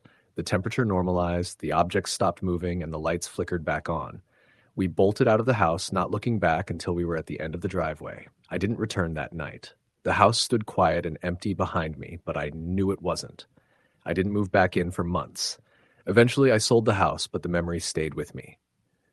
Years later, I spoke with a neighbor who had lived there long before my family. She told me stories about the original owner, a man who had died tragically in the house decades ago. People reported seeing him wandering the halls, hearing whispers, and seeing shadows moving. Every Halloween, they said, he became more active, more aware. I never told anyone else the full story because most people would dismiss it as grief or imagination. But I know what I experienced was real. That house, that night, that presence, it was all real. And Halloween seemed to awaken it in a way nothing else could. Even now, I get chills when October comes around. Sometimes I catch myself thinking I see a shadow at the edge of my vision or hear a whisper when no one is there. And I know, without a doubt, that wherever that house and that spirit was, it still lingers, waiting for the next Halloween. Story the end. The chill hit as soon as we drove past the "Welcome to Cedar Hollow" sign. October in that part of Pennsylvania had a way of creeping under your skin with a wind that whispered through skeletal trees, making the long shadows on the narrow road stretch and twist like dark fingers. My friends and I were on our way to rent a cabin for Halloween weekend, a small getaway we'd been talking about since the summer. There was me, Alex, who was as skeptical as anyone I knew, Jamie, whose curiosity about the paranormal always seemed to land us in trouble, and Sarah, who was quietly pragmatic but secretly loved the thrill of a good scare. The cabin wasn't on any GPS app, which was part of the allure. We had to rely on a hand-drawn map the owner emailed, which included the last stretch down a dirt road lined with overgrown trees. When we finally arrived, the place looked abandoned in a way that was both charming and eerie. The wood had weathered to a deep gray, the windows stared out like dark eyes, and the porch sagged under the weight of decades. Still, it had that perfect rustic feel, with a stone chimney, a small firewood pile, and an interior that smelled faintly of cedar and dust. We unpacked, making jokes to cut through the tension the silence naturally brought. It was only early evening, but the fading sunlight made the forest surrounding the cabin seem endless. Sarah lit a fire in the fireplace while Jamie insisted on exploring the yard, flashlight in hand despite the diminishing light. Alex and I decided to settle in, unpacking snacks and drinks for the night. That's when it started. A soft thumping from the upstairs, like someone walking above us, slow, deliberate, careful. We froze. Alex whispered that it was probably just the old cabin settling, but I knew the sound of wood creaking in old houses, and this was different. It wasn't random, it had a rhythm. Jamie came back in, grinning. "Old floorboards. No ghosts here," he said, but even as he spoke, the thumping paused, then resumed, almost in response to him. The night went on with minor disturbances. Doors that we were sure we'd closed creaked open. The fire flickered even though no windows were cracked, but it was the sounds in the walls that unsettled me most. Whispers we couldn't place, almost inaudible but distinct, sometimes forming syllables, other times just breathing. We chalked it up to wind or our imagination, convincing ourselves this was part of the fun. Around midnight, we decided to play a Halloween-themed board game by the fire. As we laughed, a sudden crash from upstairs made us jump. The sound was unmistakable this time, furniture dragged across the floor, heavy and deliberate. "Alex, check it out," Jamie urged, his voice now tinged with fear I hadn't noticed before. We climbed the narrow stairs, flashlights cutting swaths of light across peeling wallpaper and dusty floorboards. There was nothing, except for the guest room door, which had been closed when we came in, now slightly ajar. Inside, the room was empty, except for an old rocking chair in the corner that rocked slowly back and forth as if someone had just left it. No wind, no open window, just the slow creaking. We all stopped, hearts racing, staring at it until it suddenly stilled. Alex muttered something about cameras and security checks, but Jamie shook his head. "I don't think it's anyone human," he said quietly. Sleep was impossible that night. Every time one of us dozed off, there was a scratching at the windows, like fingernails against glass. The sounds weren't consistent with wildlife. The rhythm and intent felt human, or something human once was. At one point, I swear I heard whispers calling my name from the dark corners of the cabin. I sat up, flashlight shaking in my hand, and saw nothing, but the room felt suddenly smaller, heavy, suffocating. Morning brought some relief, if only because the sun made shadows retreat. We joked about staying awake to prove bravery, but the experience had left its mark. Jamie suggested exploring the woods around the cabin, which we reluctantly agreed to. The forest was dense, trees thick and gnarled, and every step felt as though unseen eyes followed us. Then we found the graveyard. It was small, hidden deep in a clearing. Headstones crumbled, names worn by decades, some cracked or fallen entirely. We hadn't expected to find it so close to the cabin. Jamie, already on edge, whispered about the legends of Cedar Hollow. The town had been abandoned long ago due to a series of mysterious deaths, many on Halloween, some supposedly caused by restless spirits who didn't leave. One grave drew our attention. The name was barely readable. Eleanor Grace, 1876 to 1893. Her headstone was different, polished, oddly clean compared to the surrounding decay. Something about it felt wrong. Jamie knelt down and traced the letters, then froze. "Guys, look at this," he said. We leaned in, and I felt a cold wind cut through us as we read a faint inscription beneath her name. "Do not wake her." We laughed nervously, trying to mask the creeping dread. But that night, the disturbances escalated. The rocking chair now moved across the room with no one near it. Whispers became voices, calling our names, speaking in sentences that made no sense but were horrifyingly insistent. Objects we touched would vanish, only to reappear in places we hadn't left them. Sarah swore she felt fingers brush her arm as she walked past the fireplace, and Alex claimed he saw a shadowy figure in the doorway, no shape, just a silhouette, staring. By the second night, we were terrified. Sleep was impossible, and even staying in the cabin awake felt unsafe. The air itself felt wrong, heavy and cold, carrying the faint smell of decay. We discussed leaving, but the forest made the cabin feel isolated, like stepping out meant getting lost forever. Around 3 a.m., the activity peaked. Footsteps pounded on the floorboards above us, running now, faster, erratic. Windows rattled violently. The fire sputtered and went out, plunging the room into darkness that wasn't just night. It was oppressive, alive. I grabbed my phone to call for help, but no signal. Sarah screamed, pointing toward the staircase, where shadows coalesced into a figure. Tall, draped in what looked like tattered white clothing, face featureless but somehow watching us. Jamie tried to rationalize it. It's the coat rack, just a trick of the shadows. But the movement didn't match. It didn't move like a coat rack. It hovered, slowly drifting toward us, and then we all heard the whispering, loud, insistent, clear. "You woke me." The voice was feminine but warped, like metal scraping through glass. The temperature dropped sharply. Our breath came out in mist. Sarah screamed again, and Alex grabbed a flashlight, swinging it toward the figure. In the beam, nothing. Then, for a split second, a face appeared. Pale, hollow eyes, mouth open in a silent scream. The beam flickered and the face vanished. We ran, down the stairs, out the door, into the cold night. Branches scratched our arms as we stumbled blindly through the woods, never looking back. Only when we reached the main road did we stop, gasping for breath, hearts hammering. We could see the cabin in the distance, dark, silent, but we all knew it hadn't been empty. Something stayed there. We didn't go back inside, not for our things, not even for curiosity. Instead, we drove straight to the nearest town and found a motel. Safe, bright, ordinary. But even there, sleep was elusive. Every time we closed our eyes, we could see her, the figure, Eleanor Grace, standing in the shadows, waiting, whispering. She didn't speak words anymore, just her presence, heavy and accusing. Weeks later, I called the owner of the cabin. Casual conversation, small talk about rates, amenities. Then I asked about the graveyard. The line went quiet for a long time before the owner finally said, quietly, "You weren't supposed to see her. Most people leave before nightfall. She doesn't like visitors." I asked if others had experienced anything similar. "It's why we stopped renting in October," he admitted. "It's not safe, not really. But the place is beautiful, isn't it?" I didn't answer. There's a part of me that wonders why we were allowed to leave at all, why she let us run. Months passed and the memory faded, though not entirely. Halloween came again, and I swore I could hear whispers when the wind rustled the leaves outside my apartment. I told myself it was imagination, old fear, nothing more. Until one night on my way home, I saw a pale figure standing in the middle of the street, backlit by the orange glow of a street lamp. She didn't move, didn't speak, just watched.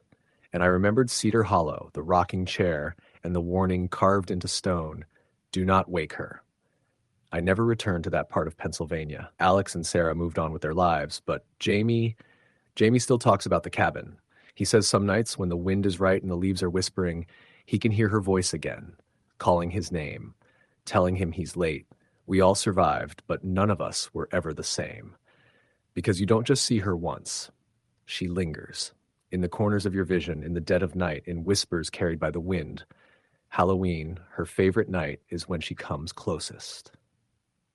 And if you're alone, in a place forgotten by time, you might just wake her.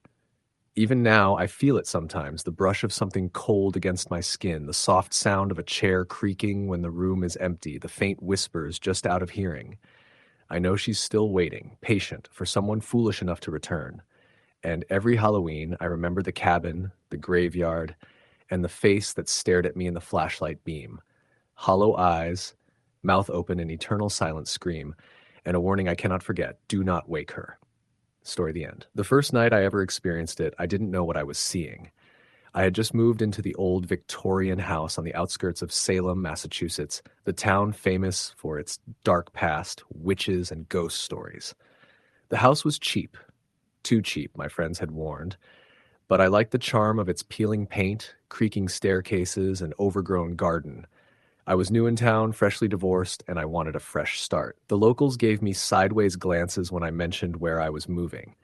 They didn't say much, just a quiet shake of the head, a polite smile, but I could feel the weight of their unspoken warnings. The first evening, I unpacked my boxes in silence, the wind whistling through the broken panes of the attic window. The house groaned like it had a pulse of its own. I didn't think much of it. Old houses made noises, right? After I put my last box down, I brewed a cup of tea in the small, outdated kitchen. As I sipped it, the floorboards above me creaked sharply. I froze. The attic? I hadn't been up there yet. Maybe some raccoon, I told myself. I smiled weakly at my own excuse, but my stomach nodded in a way I couldn't explain. That night, I slept with the lights on. I woke up at 3 in the morning to a faint tapping. At first, I thought it was rain on the roof, but the pattern was deliberate. 3 short taps, a pause, then 4 long ones. I froze, gripping the blanket. My dog, a German shepherd named Max, growled low from the foot of my bed. His hair was standing on end. I whispered, "It's okay, boy. It's just the house." But even as I said it, I could hear the sound again, coming from the attic stairs. Someone, or something, was moving up there. I couldn't bring myself to investigate. I buried my face in the pillow, telling myself it would be gone by morning. Morning came, and I found nothing. No footprints in the dust, no broken things, nothing. I chalked it up to imagination. But by the third night, things escalated. The tapping turned into footsteps pacing across the floorboards above me, deliberate, slow, methodical. Max refused to go upstairs, even when I tried to coax him. I called a neighbor, Mrs. Whitaker, an elderly woman who lived across the street. I asked her about the house. She paused before speaking, as if weighing her words carefully. "Did they tell you about the previous owner?" she asked softly. I shook my head. "He disappeared. Nobody knows what happened. Some say he went mad, some say he still lingers. He was obsessed with Halloween. Every year he threw these elaborate parties, and people say he didn't leave clean." She stopped. I frowned. "Not clean?" She lowered her voice. "Not alive clean. People saw things. Things moving, shadows, voices. He was found dead one Halloween morning, but some say he never really left." I forced a smile, but my heart was hammering. I thanked her and hung up, but her words clung to me like cobwebs. That night, the sounds started again, louder, closer. Max whimpered beside me as if sensing the presence I couldn't see. Then I heard it, a faint whisper, so quiet I almost missed it. "Leave." My blood ran cold. I bolted upright, the sheets tangled around me. The whisper came again, closer, sharper. "Leave. Now." I scrambled out of bed and flicked on every light. Nothing. The house was empty, silent except for the groan of old wood. But I could feel it, a presence watching me, something cold and hungry. I tried to reason with myself. Old house, stress, imagination. But the terror in Max's eyes told me otherwise. He refused to leave my side all night. The following days were a blur of anxiety. Every sound made me jump. Every shadow seemed to move with intention. My friends called, worried about my quiet, strained voice. I told them it was nothing, just stress. But deep down, I knew it wasn't stress. On Halloween night, I was determined to confront it. I didn't know why, but I felt drawn to the attic. The previous owner, the whispers, Max's fear, it all culminated in that moment. I gritted my teeth, gripped Max's leash, and climbed the narrow stairs. The air grew colder with each step, icy fingers brushing my skin. By the time I reached the top, I could see it, a faint silhouette in the corner, tall, hunched, watching me. Its face was obscured, but I could feel its eyes, burning, angry, fixated. The room smelled of decay, old paper, and something metallic. I stumbled backward, Max growling furiously. "Who are you?" I demanded, my voice shaking. The figure didn't move. Then it whispered again, so soft I barely heard it. "Halloween." It stretched a hand toward me, a long, thin hand, skeletal, almost translucent. My stomach turned. I ran, Max dragging me down the stairs. The attic door slammed behind me, and I didn't stop until I was outside, the cold night air slapping my face. I didn't look back. The next morning, I tried to research the previous owner. His name was Henry Caldwell. He had been a recluse, obsessed with Halloween, known for elaborate displays that frightened the neighborhood children. He was found dead in the attic on October 31st, years ago. Cause of death? Unknown, but the coroner mentioned severe dehydration and possible starvation, surrounded by strange symbols drawn in chalk on the floor. Some locals whispered he had dabbled in dark rituals, trying to extend Halloween forever. The house had stood empty for years after his death, and now, somehow, I had moved in. I felt sick. That evening, the activity started again. The lights flickered, doors slammed, whispers filled the hallways, low, menacing, coming from nowhere and everywhere at once. Max refused to leave my side, growling at shadows only I could sense. I couldn't sleep. I tried to leave, but the car wouldn't start. The storm had come out of nowhere, lightning flashing, thunder cracking. Every flash revealed fleeting shadows dancing just beyond the corners of my vision. Every crash of thunder sounded like footsteps in the attic. I was trapped. I called the local police, hoping for someone to check the place. They came, a small patrol car, 2 officers. They walked through the house with flashlights, skeptical. They found nothing. No signs of forced entry, no footprints, no damage. They left, polite but dismissive. "Old houses make noises," one said. I forced a nod, but I knew they didn't understand. Something was alive in that house, something ancient, waiting. Days turned into nights of torment. I documented everything: tapping, whispers, shadows, objects moving. My camera caught strange distortions, fleeting shapes, but nothing concrete. My friends tried to visit, but every time they stepped inside, they became pale, uneasy, wanting to leave immediately. One friend, Lisa, stayed longer than most. She had a background in paranormal research. She spent a night in the attic with me. By midnight, she was screaming, clutching Max. "It's here! It's watching! It doesn't like us!" She wouldn't explain further, only later saying, "I've never felt anything like it. It's angry, twisted. You need to get out." That night, I felt it close to me, breathing cold down my neck, whispering in a language I didn't understand. The shadows stretched, crawling toward me like living things. I tried everything: blessings, salt circles, recordings of white noise, everything I could find online. Nothing worked. The presence grew stronger as Halloween approached. By October 30th, it was relentless.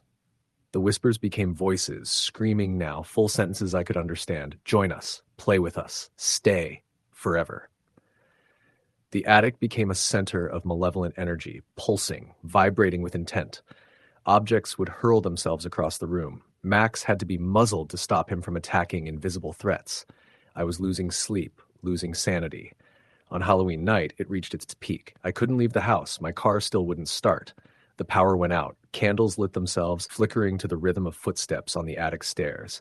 I was terrified. Huddled in the living room, Max pressed against me, the shadows thick and choking. And then the whispers coalesced into one voice, clear, cold, and final. "Tonight, you stay with us." The attic door slowly creaked open, and I could see the outline of Henry Caldwell, taller than before, grotesque, almost skeletal, eyes burning with hate. He stepped down, and the shadows followed, creeping over the walls, over the floor, reaching for me. I screamed, ran, and tripped over the stairs. Max barked, lunging at the shadows. I scrambled toward the front door, fumbling with the lock. Something cold grabbed my shoulder, something not entirely human. I twisted, flinging it off, and burst outside. The air was freezing, the storm raging. I ran to the neighbor's house, pounding on Mrs. Whitaker's door. She opened it, horrified at my state. My clothes torn, my hair soaked. I told her everything. She only nodded, as if she had been expecting this. "You don't leave," she whispered, "because he wants someone to replace him. Every Halloween, he reaches for the living. You're lucky to have escaped. But he'll wait. Every year, he waits for someone else." I stayed with her that night, watching the house from her porch. Lightning illuminated the attic window, and for a brief moment, I saw a figure standing there, watching, waiting, smiling. I realized then that Henry Caldwell's obsession with Halloween had become something far darker. He wasn't just a ghost. He was a force, an entity tied to the night, feeding on fear, waiting for the next soul foolish enough to enter his domain.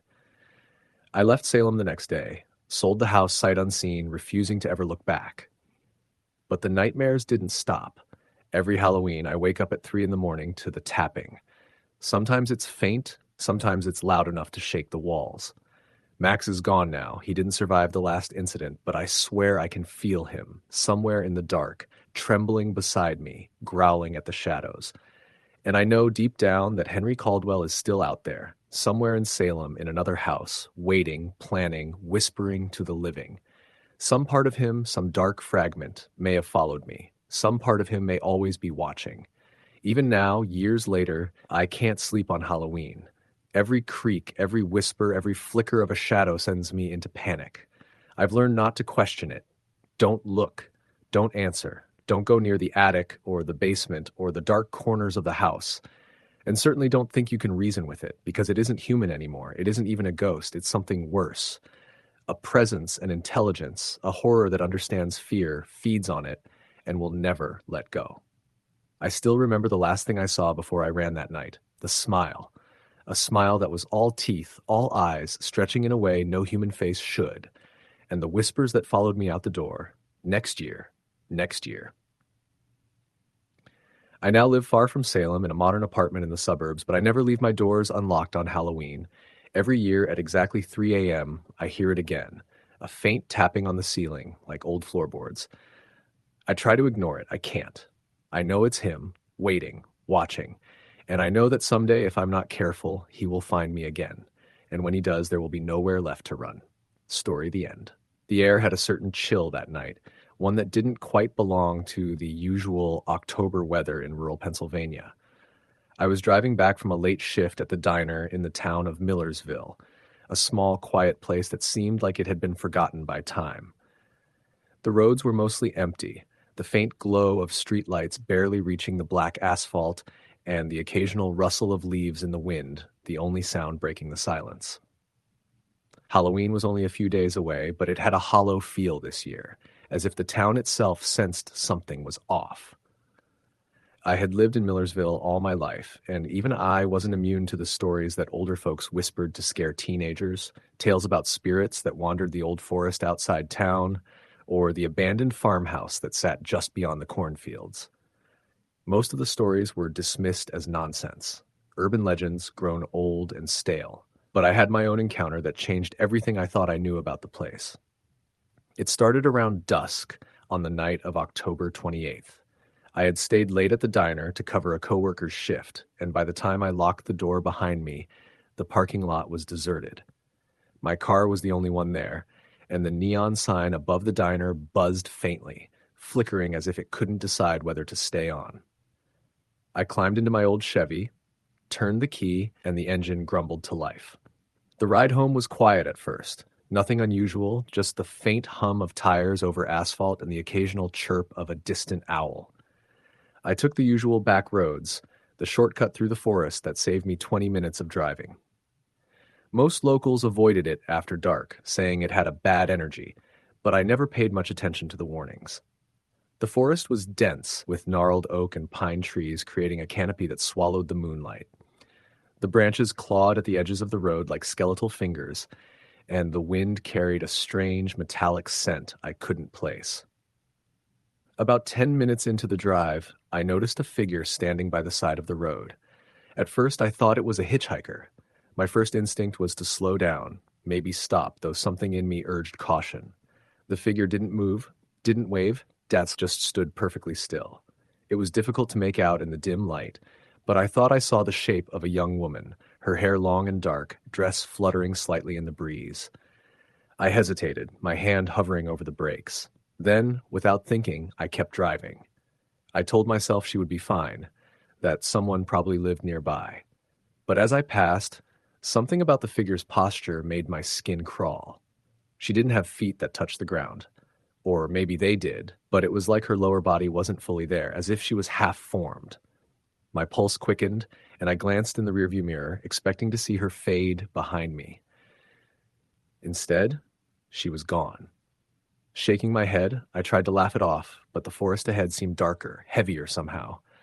The trees pressed closer to the road, and the wind carried whispers that sounded almost like voices, but I couldn't make out words. My grip on the steering wheel tightened. That's when I saw it, the farmhouse. It was a structure I had passed dozens of times, but never really noticed. Or maybe I had noticed and forgotten. It was old, decayed, and surrounded by overgrown weeds. The paint peeled like scabs, the roof sagging, and windows dark, some cracked, some boarded up. A thin mist hovered around it, clinging to the ground, moving like living smoke. My headlights caught a flash of movement near the front porch, and I slammed on the brakes. The car skidded slightly on the wet leaves, and I sat frozen. There was nothing there, but the air felt wrong, oppressive. I could hear faint footsteps, slow, deliberate, crunching on the gravel driveway. My rational mind tried to convince me it was an animal, maybe a deer, but the rhythm didn't match. These were human steps. Against my better judgment, I got out of the car. I don't know why I did it. Maybe it was curiosity, maybe something deeper, something I couldn't name. The wind bit at my face as I stepped toward the farmhouse, each footfall echoing unnaturally in the silence. The closer I got, the colder it became, like the air itself had been sucked of warmth. I stopped at the edge of the porch. The door was slightly ajar, creaking as if pushed by an invisible hand. I could see inside. The furniture was rotted, covered in dust, the wallpaper peeling. But something was off. There were marks on the walls, scratches and patterns I didn't recognize, and in the center of the floor, a faint outline of what looked like a circle, almost like someone had drawn it in chalk. Then I heard it, a soft whisper, almost beneath the wind, coming from the shadows inside. "Get out," it said. I froze, every instinct screaming at me to run, but my feet stayed rooted. The whisper came again, closer this time, urgent. "Leave now." I stumbled back, heart pounding, and that's when I saw her again. The woman from the road was inside the house now, standing just beyond the threshold, translucent, pale, eyes hollow and black. Her mouth moved, but no sound came out. The mist wrapped around her like a shroud, and I realized she wasn't standing on the floor at all. She was hovering slightly, impossibly above the ground. I ran. I didn't look back, just threw myself into my car and tore down the road, the engine roaring as if in fear itself. The farmhouse faded behind me, or maybe it didn't. I wasn't sure. When I reached the main road, the streetlights flickered on and the world felt normal again. My hands were shaking, sweat running down my face despite the cold. I tried to tell myself it was a trick of the mind, exhaustion, or the shadowy light playing games. But then I got home and saw it. On my front door, scratched into the wood, faint but unmistakable, were the words, "You saw me." I tried to forget it. I told a few friends at the diner, but they laughed it off, assuming I had stayed too late, that I were just spooked. But over the next few days, things escalated. My phone rang at night, but when I answered, all I heard was breathing, slow, deliberate, unhuman. Shadows moved across my windows, shapes that didn't belong to me or anyone else. I started hearing the footsteps in my house, even when I was alone. Always pacing, always deliberate, always stopping right outside my bedroom door. I called the local police one night after hearing the footsteps in the hallway, explaining what was happening. They came, checked the house, found nothing, but one of the officers, an older man with a lined face, gave me a look I couldn't forget. He said quietly, "You need to be careful with the things that linger. Not everything that dies stays gone." Halloween came 2 days later, and the town was alive with decorations, kids laughing in costumes, the normal festive chaos. But I couldn't shake the feeling that someone or something was watching. That night, I stayed in my room, lights on, windows locked, but sleep didn't come. At 2:13 a.m., I felt it. A cold presence beside my bed, heavy and suffocating. The air smelled of rust and rot. I wanted to scream, but my voice wouldn't work. Then I saw her. She wasn't hovering anymore. She was sitting at the edge of my bed, pale fingers brushing the covers. Her eyes were black holes, endless, and staring straight into my soul. She whispered something I couldn't hear, and yet somehow understood. "You can't leave." The days that followed were a nightmare. I started seeing her everywhere. In mirrors, reflections in windows, in the corner of my eyes as I walked down the street. She was relentless, never speaking, just watching, her presence pressing down on me like a weight I couldn't shake. Friends noticed I was changing, pale, jumpy, losing sleep, and I couldn't explain why. I tried everything, burning sage, prayer, even a local medium. The medium, a woman named Evelyn, came to my house, walked through every room, her face pale and strained. She told me that the spirit was tied to the farmhouse, to something that had happened there decades ago. A woman had been murdered on Halloween night, a ritual gone wrong, a vengeful soul trapped between worlds. She said there was a way to appease her, but it involved confronting her at the house, facing the source of her anger. I didn't want to go, but the hauntings intensified. Objects moved on their own, the whispers followed me through the day, shadows lunged at me from walls. I knew I had no choice. On the night of October 31st, I drove back to the farmhouse, hands trembling, flashlight in hand. The mist was thick, almost suffocating. I called out, voice shaky, "I'm here. I want to help. What do you want?" The temperature dropped sharply, my breath visible in the beam of the flashlight. The door creaked open slowly, and I stepped inside. The circle on the floor glowed faintly, and in the center I saw her, pale, ghostly, eyes black and endless. The air pulsed with a strange energy, like the house itself was alive. She moved closer, and I noticed the marks on her arms, old scars, burns, signs of violence. Suddenly it all clicked. This wasn't just a random spirit. This was someone who had suffered horribly, someone who had been wronged, and now she was trapped in anger and pain. I spoke softly, trying to convey what I felt. "I see you. I understand. I'm here to help you move on." For a moment, nothing happened. Then she raised her hand, pointing to a corner of the room. There, hidden under debris, I found a small, rusted locket. Inside was a faded photograph of a young woman, smiling alive. I realized it was her, the same woman who had haunted me. I picked it up and held it to my chest, and for the first time I felt a warmth, a subtle release. The whispers faded, the shadows retreated, and she stepped back, giving me a nod of acknowledgement. The mist lifted, the oppressive weight disappeared, and for the first time in days I felt calm. I left the farmhouse, locking the door behind me, and drove home. The town was quiet, the Halloween decorations swaying gently in the night wind. I never saw her again, not in the road, not in the mirrors, not in my room. Some might call it luck, some might call it coincidence, but I know what I saw. I know what followed me. Millersville still has its ghosts, and I'm careful who I tell, because most people wouldn't believe me. But every October, when the air turns cold and the leaves swirl across the road, I feel it, the faintest brush of presence, a whisper in the wind, a reminder that some spirits never truly leave, they just wait for someone to see them. I never go near that road at night anymore. I avoid the shortcuts through the forest, and I never ever ignore the warnings, because some things aren't stories, and some things are all too real. Story the end. It was late October in the small town of Millersbrook, Pennsylvania. The kind of town where everyone knew each other's names, where the corner store clerk still asked about your family, and where Halloween was taken more seriously than Christmas.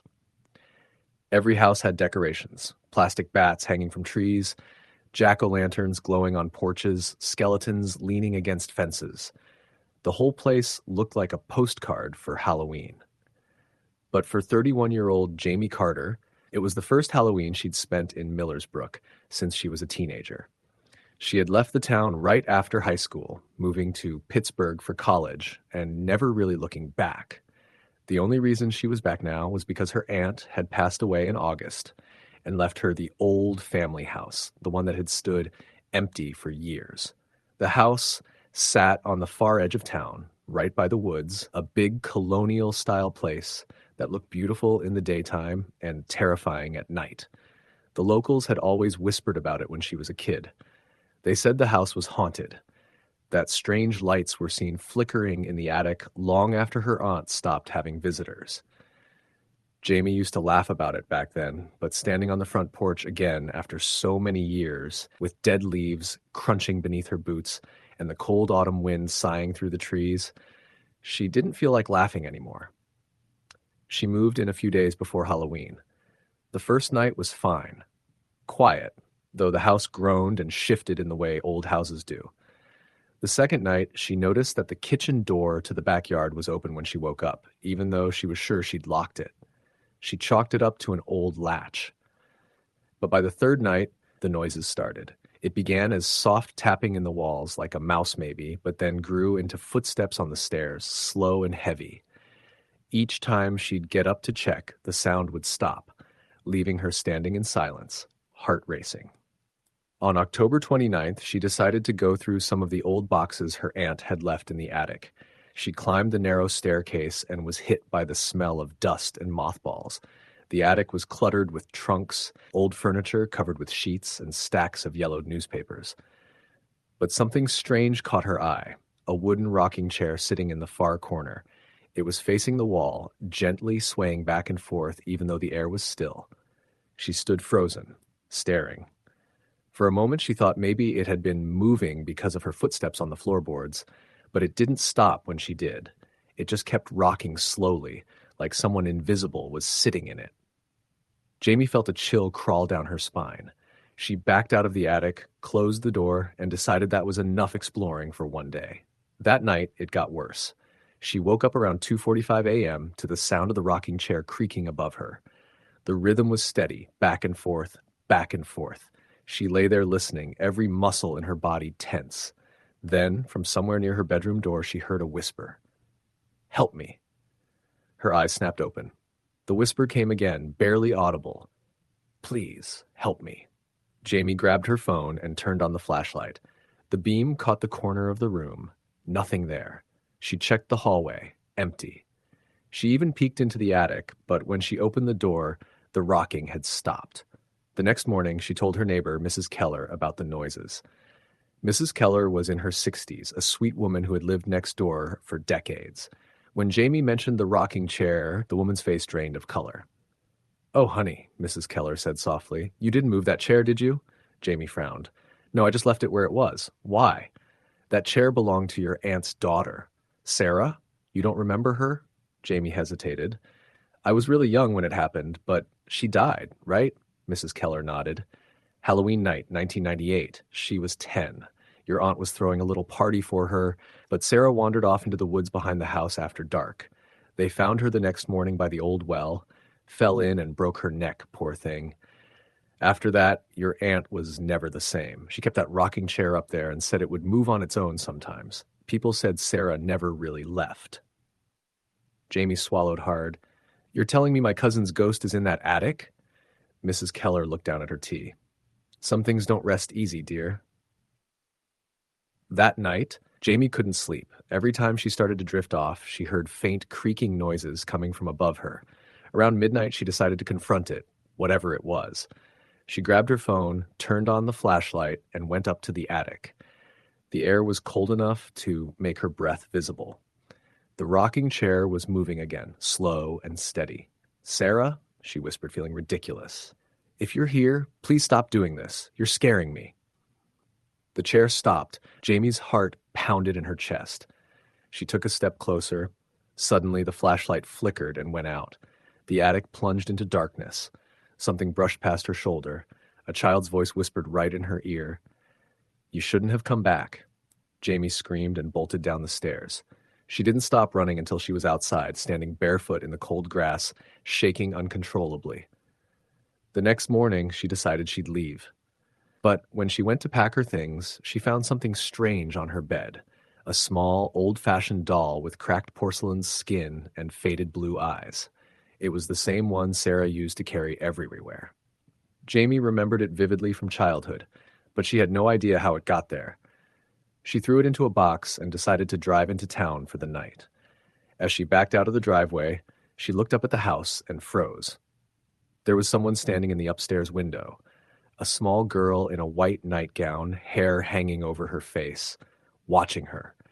Jamie slammed the gas pedal and didn't stop until she reached the Miller's Brook Inn, a small bed and breakfast on Main Street. She rented a room and tried to sleep, but she couldn't shake the image of that figure in the window. Around 2 a.m., she woke to the sound of soft humming. It was faint but familiar, the same tune she remembered Sarah humming as a kid. She sat up slowly. The sound was coming from the corner of her room. When she turned on the lamp, she saw it. The doll. Sitting on the chair beside the window. Her blood ran cold. She had left that doll back at the house. She didn't go back the next morning. She called her friend Aaron, who worked in real estate, and told him to handle the sale of the property. She said she didn't care about the money, just to get rid of it. A few days later, Aaron called her. His voice isn't easy. "Jamie, did you ever go into the basement of that place?" "No." "Why?" "There's something you should see. I found an old trunk down there while showing the house. Inside were drawings, tons of them, all done by a child. Most of them are of the house, and one of them is of a girl sitting in a rocking chair looking out the window. But there's one more thing. There's a photo of your aunt and Sarah, except the photo was taken after Sarah died." Jamie didn't respond. She just hung up and deleted his number. For the next few weeks, she tried to put it all behind her. She went back to work, tried to focus on normal life again, but Halloween had changed for her. She started noticing small things: a soft creak behind her in empty hallways, a child's laugh echoing faintly when she was home alone. Once, she woke up to find the doll sitting at the foot of her bed again. No matter where she moved, no matter what she tried, it always came back. On Halloween night, the following year, she lit a candle by her window and whispered, "I'm sorry, Sarah." The wind outside picked up, and for a brief moment she swore she heard the faint creak of a rocking chair somewhere in the distance. And then, softly, a little girl's voice whispered, "You came back for me." Story the end. The night of October 31st in the town of Merritt Hollow was damp and unusually still, the kind of quiet that pressed into your skin and made the world feel smaller. I had driven up from Albany to spend a few weeks in solitude, hoping to finish a series of articles I was writing about abandoned towns in upstate New York. Merritt Hollow wasn't entirely abandoned, but it might as well have been. The streets were nearly empty, a handful of old farmhouses scattered between overgrown fields, and a single convenience store that closed before dark. The cottage I rented was at the edge of the woods, once owned by an elderly couple named the Crawfords. They had vanished sometime in the 1980s. People said they'd left quietly to live with family, but no one seemed to know for sure. The real estate agent, a nervous man with a stutter, brushed off my questions. "Old folks, they come and go," he said, avoiding eye contact. I moved in 2 days before Halloween. The place smelled faintly of mildew, and the wallpaper was yellowed and peeling. There were little things that felt off. All the clocks in the house had stopped at exactly 3:12 a.m., and there was a thick layer of dust everywhere, except on the kitchen table, which looked like someone had wiped it clean just the day before. I assumed the cleaner had forgotten the rest. The first night was uneventful. Rain pattered against the windows and wind hissed through the trees. The only odd moment was when I heard what sounded like soft footsteps on the porch. I turned off the lamp and peeked out the window, but saw nothing except fog creeping between the pines. The next morning, I went into town for coffee. The barista, a young woman with dark hair and tired eyes, asked where I was staying. When I mentioned the Crawford cottage, she froze mid-motion. "That place," she said, lowering her voice. "You shouldn't be there. Not this week." I laughed it off. "Why? Because it's Halloween?" She didn't laugh. "Because people who stay there don't always leave." When I pressed her, she only shook her head and muttered, "You'll see," before turning to another customer. That night, I tried to distract myself with work. I had set up my laptop in the living room near the old brick fireplace. The wind had picked up, whistling through cracks in the windows, but the house itself was eerily warm, as if it were breathing. Around midnight, I heard a faint thud upstairs. I hesitated, then grabbed my flashlight and climbed the narrow staircase. The air grew heavier with each step, thick with the scent of rot. The hallway at the top was dark except for a faint glow spilling out from the master bedroom. I pushed the door open slowly. The light came from an old oil lamp sitting on the dresser. I hadn't touched it before.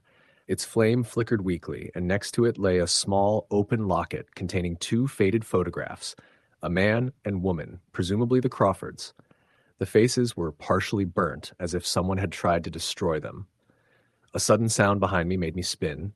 The closet door creaked open an inch. I took a step closer, my flashlight trembling in my hand.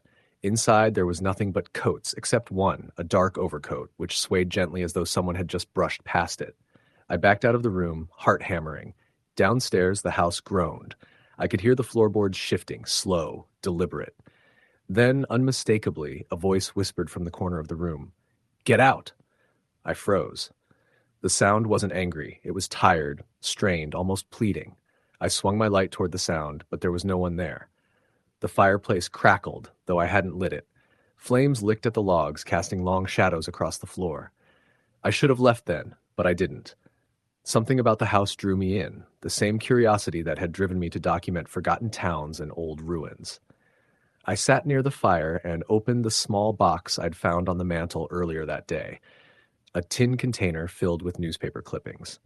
Most were about missing persons from the 1970s and 80s. 2 of them mentioned Merritt Hollow. The last one was dated November 1st, 1982. The headline read, "Local couple disappears, police find traces of blood in basement." I looked toward the door that led down to the cellar. It was bolted shut with a rusted latch. Against every instinct screaming in my head, I unhooked it. The door creaked open and a wave of cold air swept up from below. The flashlight flickered as I stepped onto the stairs, the wood soft under my feet. The basement was small, its ceiling low and beams covered in cobwebs. I moved the light around, seeing old furniture draped in sheets and jars of preserved fruit long turned black. Then I saw the stain on the floor, dark, wide, and circular. Nearby was a rope, coiled and brittle with age. I crouched down, touching the floor. It was damp. A faint whisper reached my ear again. "Help me." I turned sharply, but the sound came from beneath the floor. I knelt, pressing my ear against the wood. There it was again, faint scratching, rhythmic, like fingernails dragging slowly back and forth. My chest tightened. I pried up one of the planks with a rusted crowbar leaning against the wall. Beneath it was dirt, freshly turned, not old. Before I could move, the basement light bulb above me shattered. The flashlight went out. I was swallowed in total darkness. Something brushed past my leg. A cold, thin hand. I bolted up the stairs, slamming the door shut and pushing a chair against it. My breath came in short, shallow gasps. From behind the door came a sound that turned my stomach, a soft knocking. 3 slow taps. Then silence. I didn't sleep that night. I sat on the couch with every light on until dawn. When morning came, I told myself it had been a nightmare brought on by exhaustion and fear. But when I returned to the basement later, the dirt where I had pried up the plank was disturbed again, as though something or someone had been moving beneath it. That afternoon, I drove into town to find the barista. She looked startled when I walked in. "You're still here?" she said. "Yeah," I replied, "but something's wrong with that house." She sighed and motioned for me to sit. "The Crawfords were murdered," she said finally. "Everyone in town knew it. They took in a drifter one Halloween. He stayed in that same cottage. A few days later, they were gone. Police searched the woods for months, but they only found blood in the basement. No bodies. And sometimes people still hear them." "Why rent it out then?" I asked. She looked at me with an expression that made my skin crawl. "Because the house won't stay empty. Someone always goes back." That night was Halloween. The air was thick with fog and drizzle. I decided I would leave in the morning, but I couldn't shake the feeling of being watched. Every time I passed a mirror, I thought I saw movement behind me. Around 11 p.m., the power went out. The house sank into blackness. I grabbed my flashlight, but before I could switch it on, I heard footsteps again. Slow, deliberate, coming down the hall. "Who's there?" I called. The steps stopped. Then from behind me, a whisper close enough to feel its breath on my neck. "Don't go down there again." I spun around. Empty air. The whisper came again, this time from the living room. I followed it, light shaking in my hand. The fireplace was burning again on its own, flames bright orange and licking high. Something gleamed in the ash, a small silver key. I picked it up, and almost immediately the basement door creaked open by itself. I stood frozen, staring. Then the whispers began again, overlapping, urgent, a dozen voices murmuring in pain. "Help us! Help us! He's still here." Against reason, I stepped toward the basement. The air pouring up was freezing. I shone the light down and saw movement, shadows shifting against the walls. I gripped the railing and took one step, then another. The whispering turned into words, clearer now. "He's behind you." I turned sharply. At the top of the stairs, in the dim light of the flickering fire, stood a figure. A man. His face was gray and sunken, his clothes soaked in what looked like dark stains. He smiled faintly, and I could see the glint of something metallic in his hand. A knife. I stumbled back down the stairs, tripping and hitting the floor hard. When I looked up, he was gone. But the whispering had changed. It was panicked, desperate. "Don't let him take us again." I realized the key in my hand matched a small chest I had seen in the corner of the basement earlier. I dragged it out, unlocked it, and inside found letters, photographs, and a broken gold watch. On the back of the watch was an engraving. R. Crawford. Always in time. The letters told the story. The drifter had come during a storm, asking for shelter. He'd killed them that night, buried their bodies beneath the floor, and fled. But the house, it had kept the memory. The Crawfords weren't haunting me. They were trapped. I grabbed a shovel from the tool rack and started digging where I'd heard the scratching. The whispers grew louder, rising into a chorus of pleading voices. I dug until my fingers hit something solid, bone. Two skeletons, side by side. I whispered an apology and kept digging until the floor caved slightly, the dirt loosening. A wind burst through the basement, cold and sharp. Then silence. I stood there, heart pounding. The air felt lighter, cleaner. I climbed back upstairs, the key still in my hand. The lights flickered once, then steadied. The fire in the hearth burned blue for a moment before dying completely. I slept for the first time in days. When morning came, the sun filtered through the trees and the fog had lifted. I packed my things and drove out of Merritt Hollow. As I passed the edge of town, I glanced in the rearview mirror and froze. In the reflection of the back seat, just for a second, I saw them, an elderly man and woman, smiling faintly, before fading into nothing. That night, as I checked into a small motel 2 towns over, I turned on the TV to distract myself. The local news was covering Merritt Hollow. Apparently, during a renovation of one of the old cottages, 2 skeletons had been discovered beneath the floor, along with a blood-stained knife. The police called it closure for a 40-year-old mystery. I turned off the TV, sat in silence, and tried to steady my breathing. For a long moment, everything was calm. Then, faintly, I heard a knock on my motel door. 3 slow taps. I didn't open it. Story the end. The town of Maple Hollow, Ohio, had always been proud of its Halloween traditions. Every year, the locals would decorate their front lawns with elaborate displays, fog machines, carved pumpkins, and scarecrows that swayed eerily in the wind. Kids ran from house to house in costumes while parents sipped cider from paper cups and exchanged small talk. But in 1998, Halloween felt different. There was something heavy in the air that year, something the townspeople didn't want to talk about. The old Whitlock place had stood abandoned at the edge of Maple Hollow for nearly 40 years. It was a sprawling Victorian home, once painted white but now gray and rotting, with shutters that banged against the siding whenever the wind picked up. The story went that the last family who lived there, Thomas and Mary Whitlock and their young daughter, Claire, had vanished without a trace on Halloween night, 1959. Neighbors had seen the porch light on that night, heard faint music coming from inside, but when the police arrived the next morning, the house was empty. The front door stood open. The family car was still in the driveway. Dinner plates sat untouched on the dining table. Over the years, kids would dare each other to go up to the front porch and knock, or to peek through the dusty windows. Most would chicken out. But for 17-year-old Ryan Hughes and his friends, Halloween night of '98 felt like the perfect time to break that streak. Ryan had grown up hearing stories about the Whitlock house. His grandmother used to tell him that if you listened closely on Halloween night, you could hear a piano playing inside, even though the house was empty. He'd laughed it off as superstition, but that year, something about it drew him in. His friends, Tyler, Brooke, and Megan, met him just after dark, flashlights in hand, costumes long forgotten in favor of jeans and jackets. The air was sharp, the sky clear, and the moon hung low over the tree line as they made their way down the dirt road that led to the Whitlock property. The house sat behind a rusted gate, half buried in weeds, its silhouette looming against the moonlight. "Last chance to back out," Brooke said, half joking, but her voice trembled. Ryan smirked. "You're the one who said you wanted to do something real this year. Well, this is as real as it gets."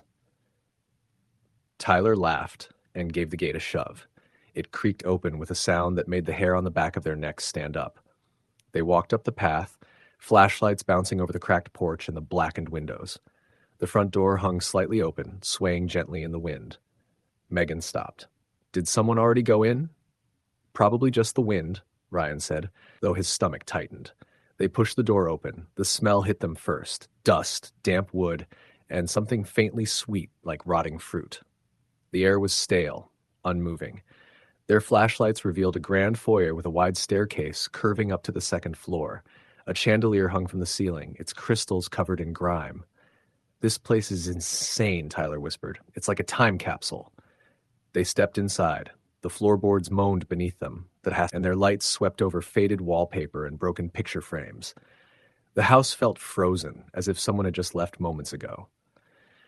On the mantel above the fireplace sat a cracked photograph of the Whitlock family. Thomas, a tall man with a stern face, Mary, with a soft, tired smile, and Claire, a little girl no older than 8, wearing a Halloween costume shaped like a pumpkin. Creepy, Brooke muttered, rubbing her arms. Let's just do a walkthrough and leave, okay? They moved from room to room, their flashlights cutting through the darkness. The living room was filled with old furniture, all draped in dusty sheets. A record player sat in the corner, a record still on the turntable. The kitchen had dishes in the sink, pots on the stove, and a half-burned candle on the counter. Megan frowned. Why does it look like they just left? Like they were coming back? Tyler grinned. Maybe they did. Ryan shot him a look, but before he could say anything, a faint sound echoed through the house, a soft, high-pitched note like a piano key being pressed. They all froze. Please tell me someone brought a speaker, Brooke whispered. Ryan's pulse quickened. No one brought anything. Another note rang out, followed by 2 more, forming a slow, haunting melody that drifted through the air. It seemed to come from upstairs. Megan took a step back. Nope, I'm done. I don't care what you say. This isn't funny. Tyler tried to laugh it off, but failed. It's probably just wind, right? Or the house settling? But they all knew that wasn't true. The music was deliberate, measured, or something was playing. Ryan took a breath and started toward the staircase. I'm checking it out. You can stay here if you want. Brooke cursed under her breath and followed him. Then Tyler and Megan reluctantly trailed behind.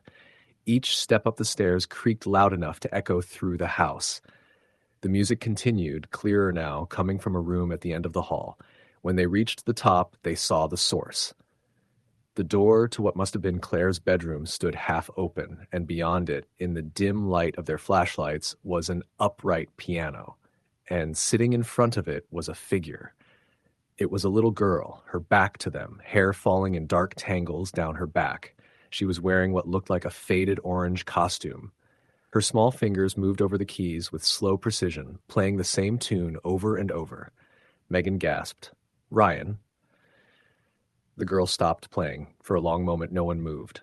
Then, slowly, she turned her head. Her face was pale, her eyes sunken and black. The corners of her mouth were cracked, and her lips twisted into something that might have been a smile or a warning. Ryan stumbled back. Jesus Christ! The piano lid slammed shut with a bang that made them all jump. The girl vanished. Tyler swung his flashlight wildly, but she was gone. The air in the room turned icy, and their breath came out in clouds. Then from behind them, a voice whispered, soft but clear, "Stay and play with me." Brooke screamed. They bolted for the stairs, crashing into one another as they fled. The front door was still open, and they burst outside into the cold night air, not stopping until they reached the gate. When they finally looked back, the house was dark again, silent and still. They didn't talk much after that night. Megan refused to go near the woods again. Tyler moved away the following spring. Brooke stopped answering Ryan's calls altogether. But Ryan couldn't shake what he'd seen. The girl's face, the sound of the piano, and the feeling that something had followed them out of that house. 2 weeks later, Ryan woke in the middle of the night to the faint sound of piano music. It was distant at first, like it was coming from somewhere down the street. But as he sat up, the melody grew louder, clearer. It was the same tune, the same slow, haunting rhythm. He went to the window, heart pounding. There was no one outside, no movement. But when he turned around, he saw something that froze him in place. On his dresser sat a small, dusty photograph. He didn't own it, had never seen it before. It was the same picture from the Whitlock house, the family standing together, smiling. Only now, there was someone else in the photo. A fifth figure, a teenage boy, standing behind them. His eyes were black. Ryan's hands shook. He dropped the photo and backed away, his breath coming in ragged gasps. The piano music stopped. The silence that followed was worse. He didn't sleep the rest of the night.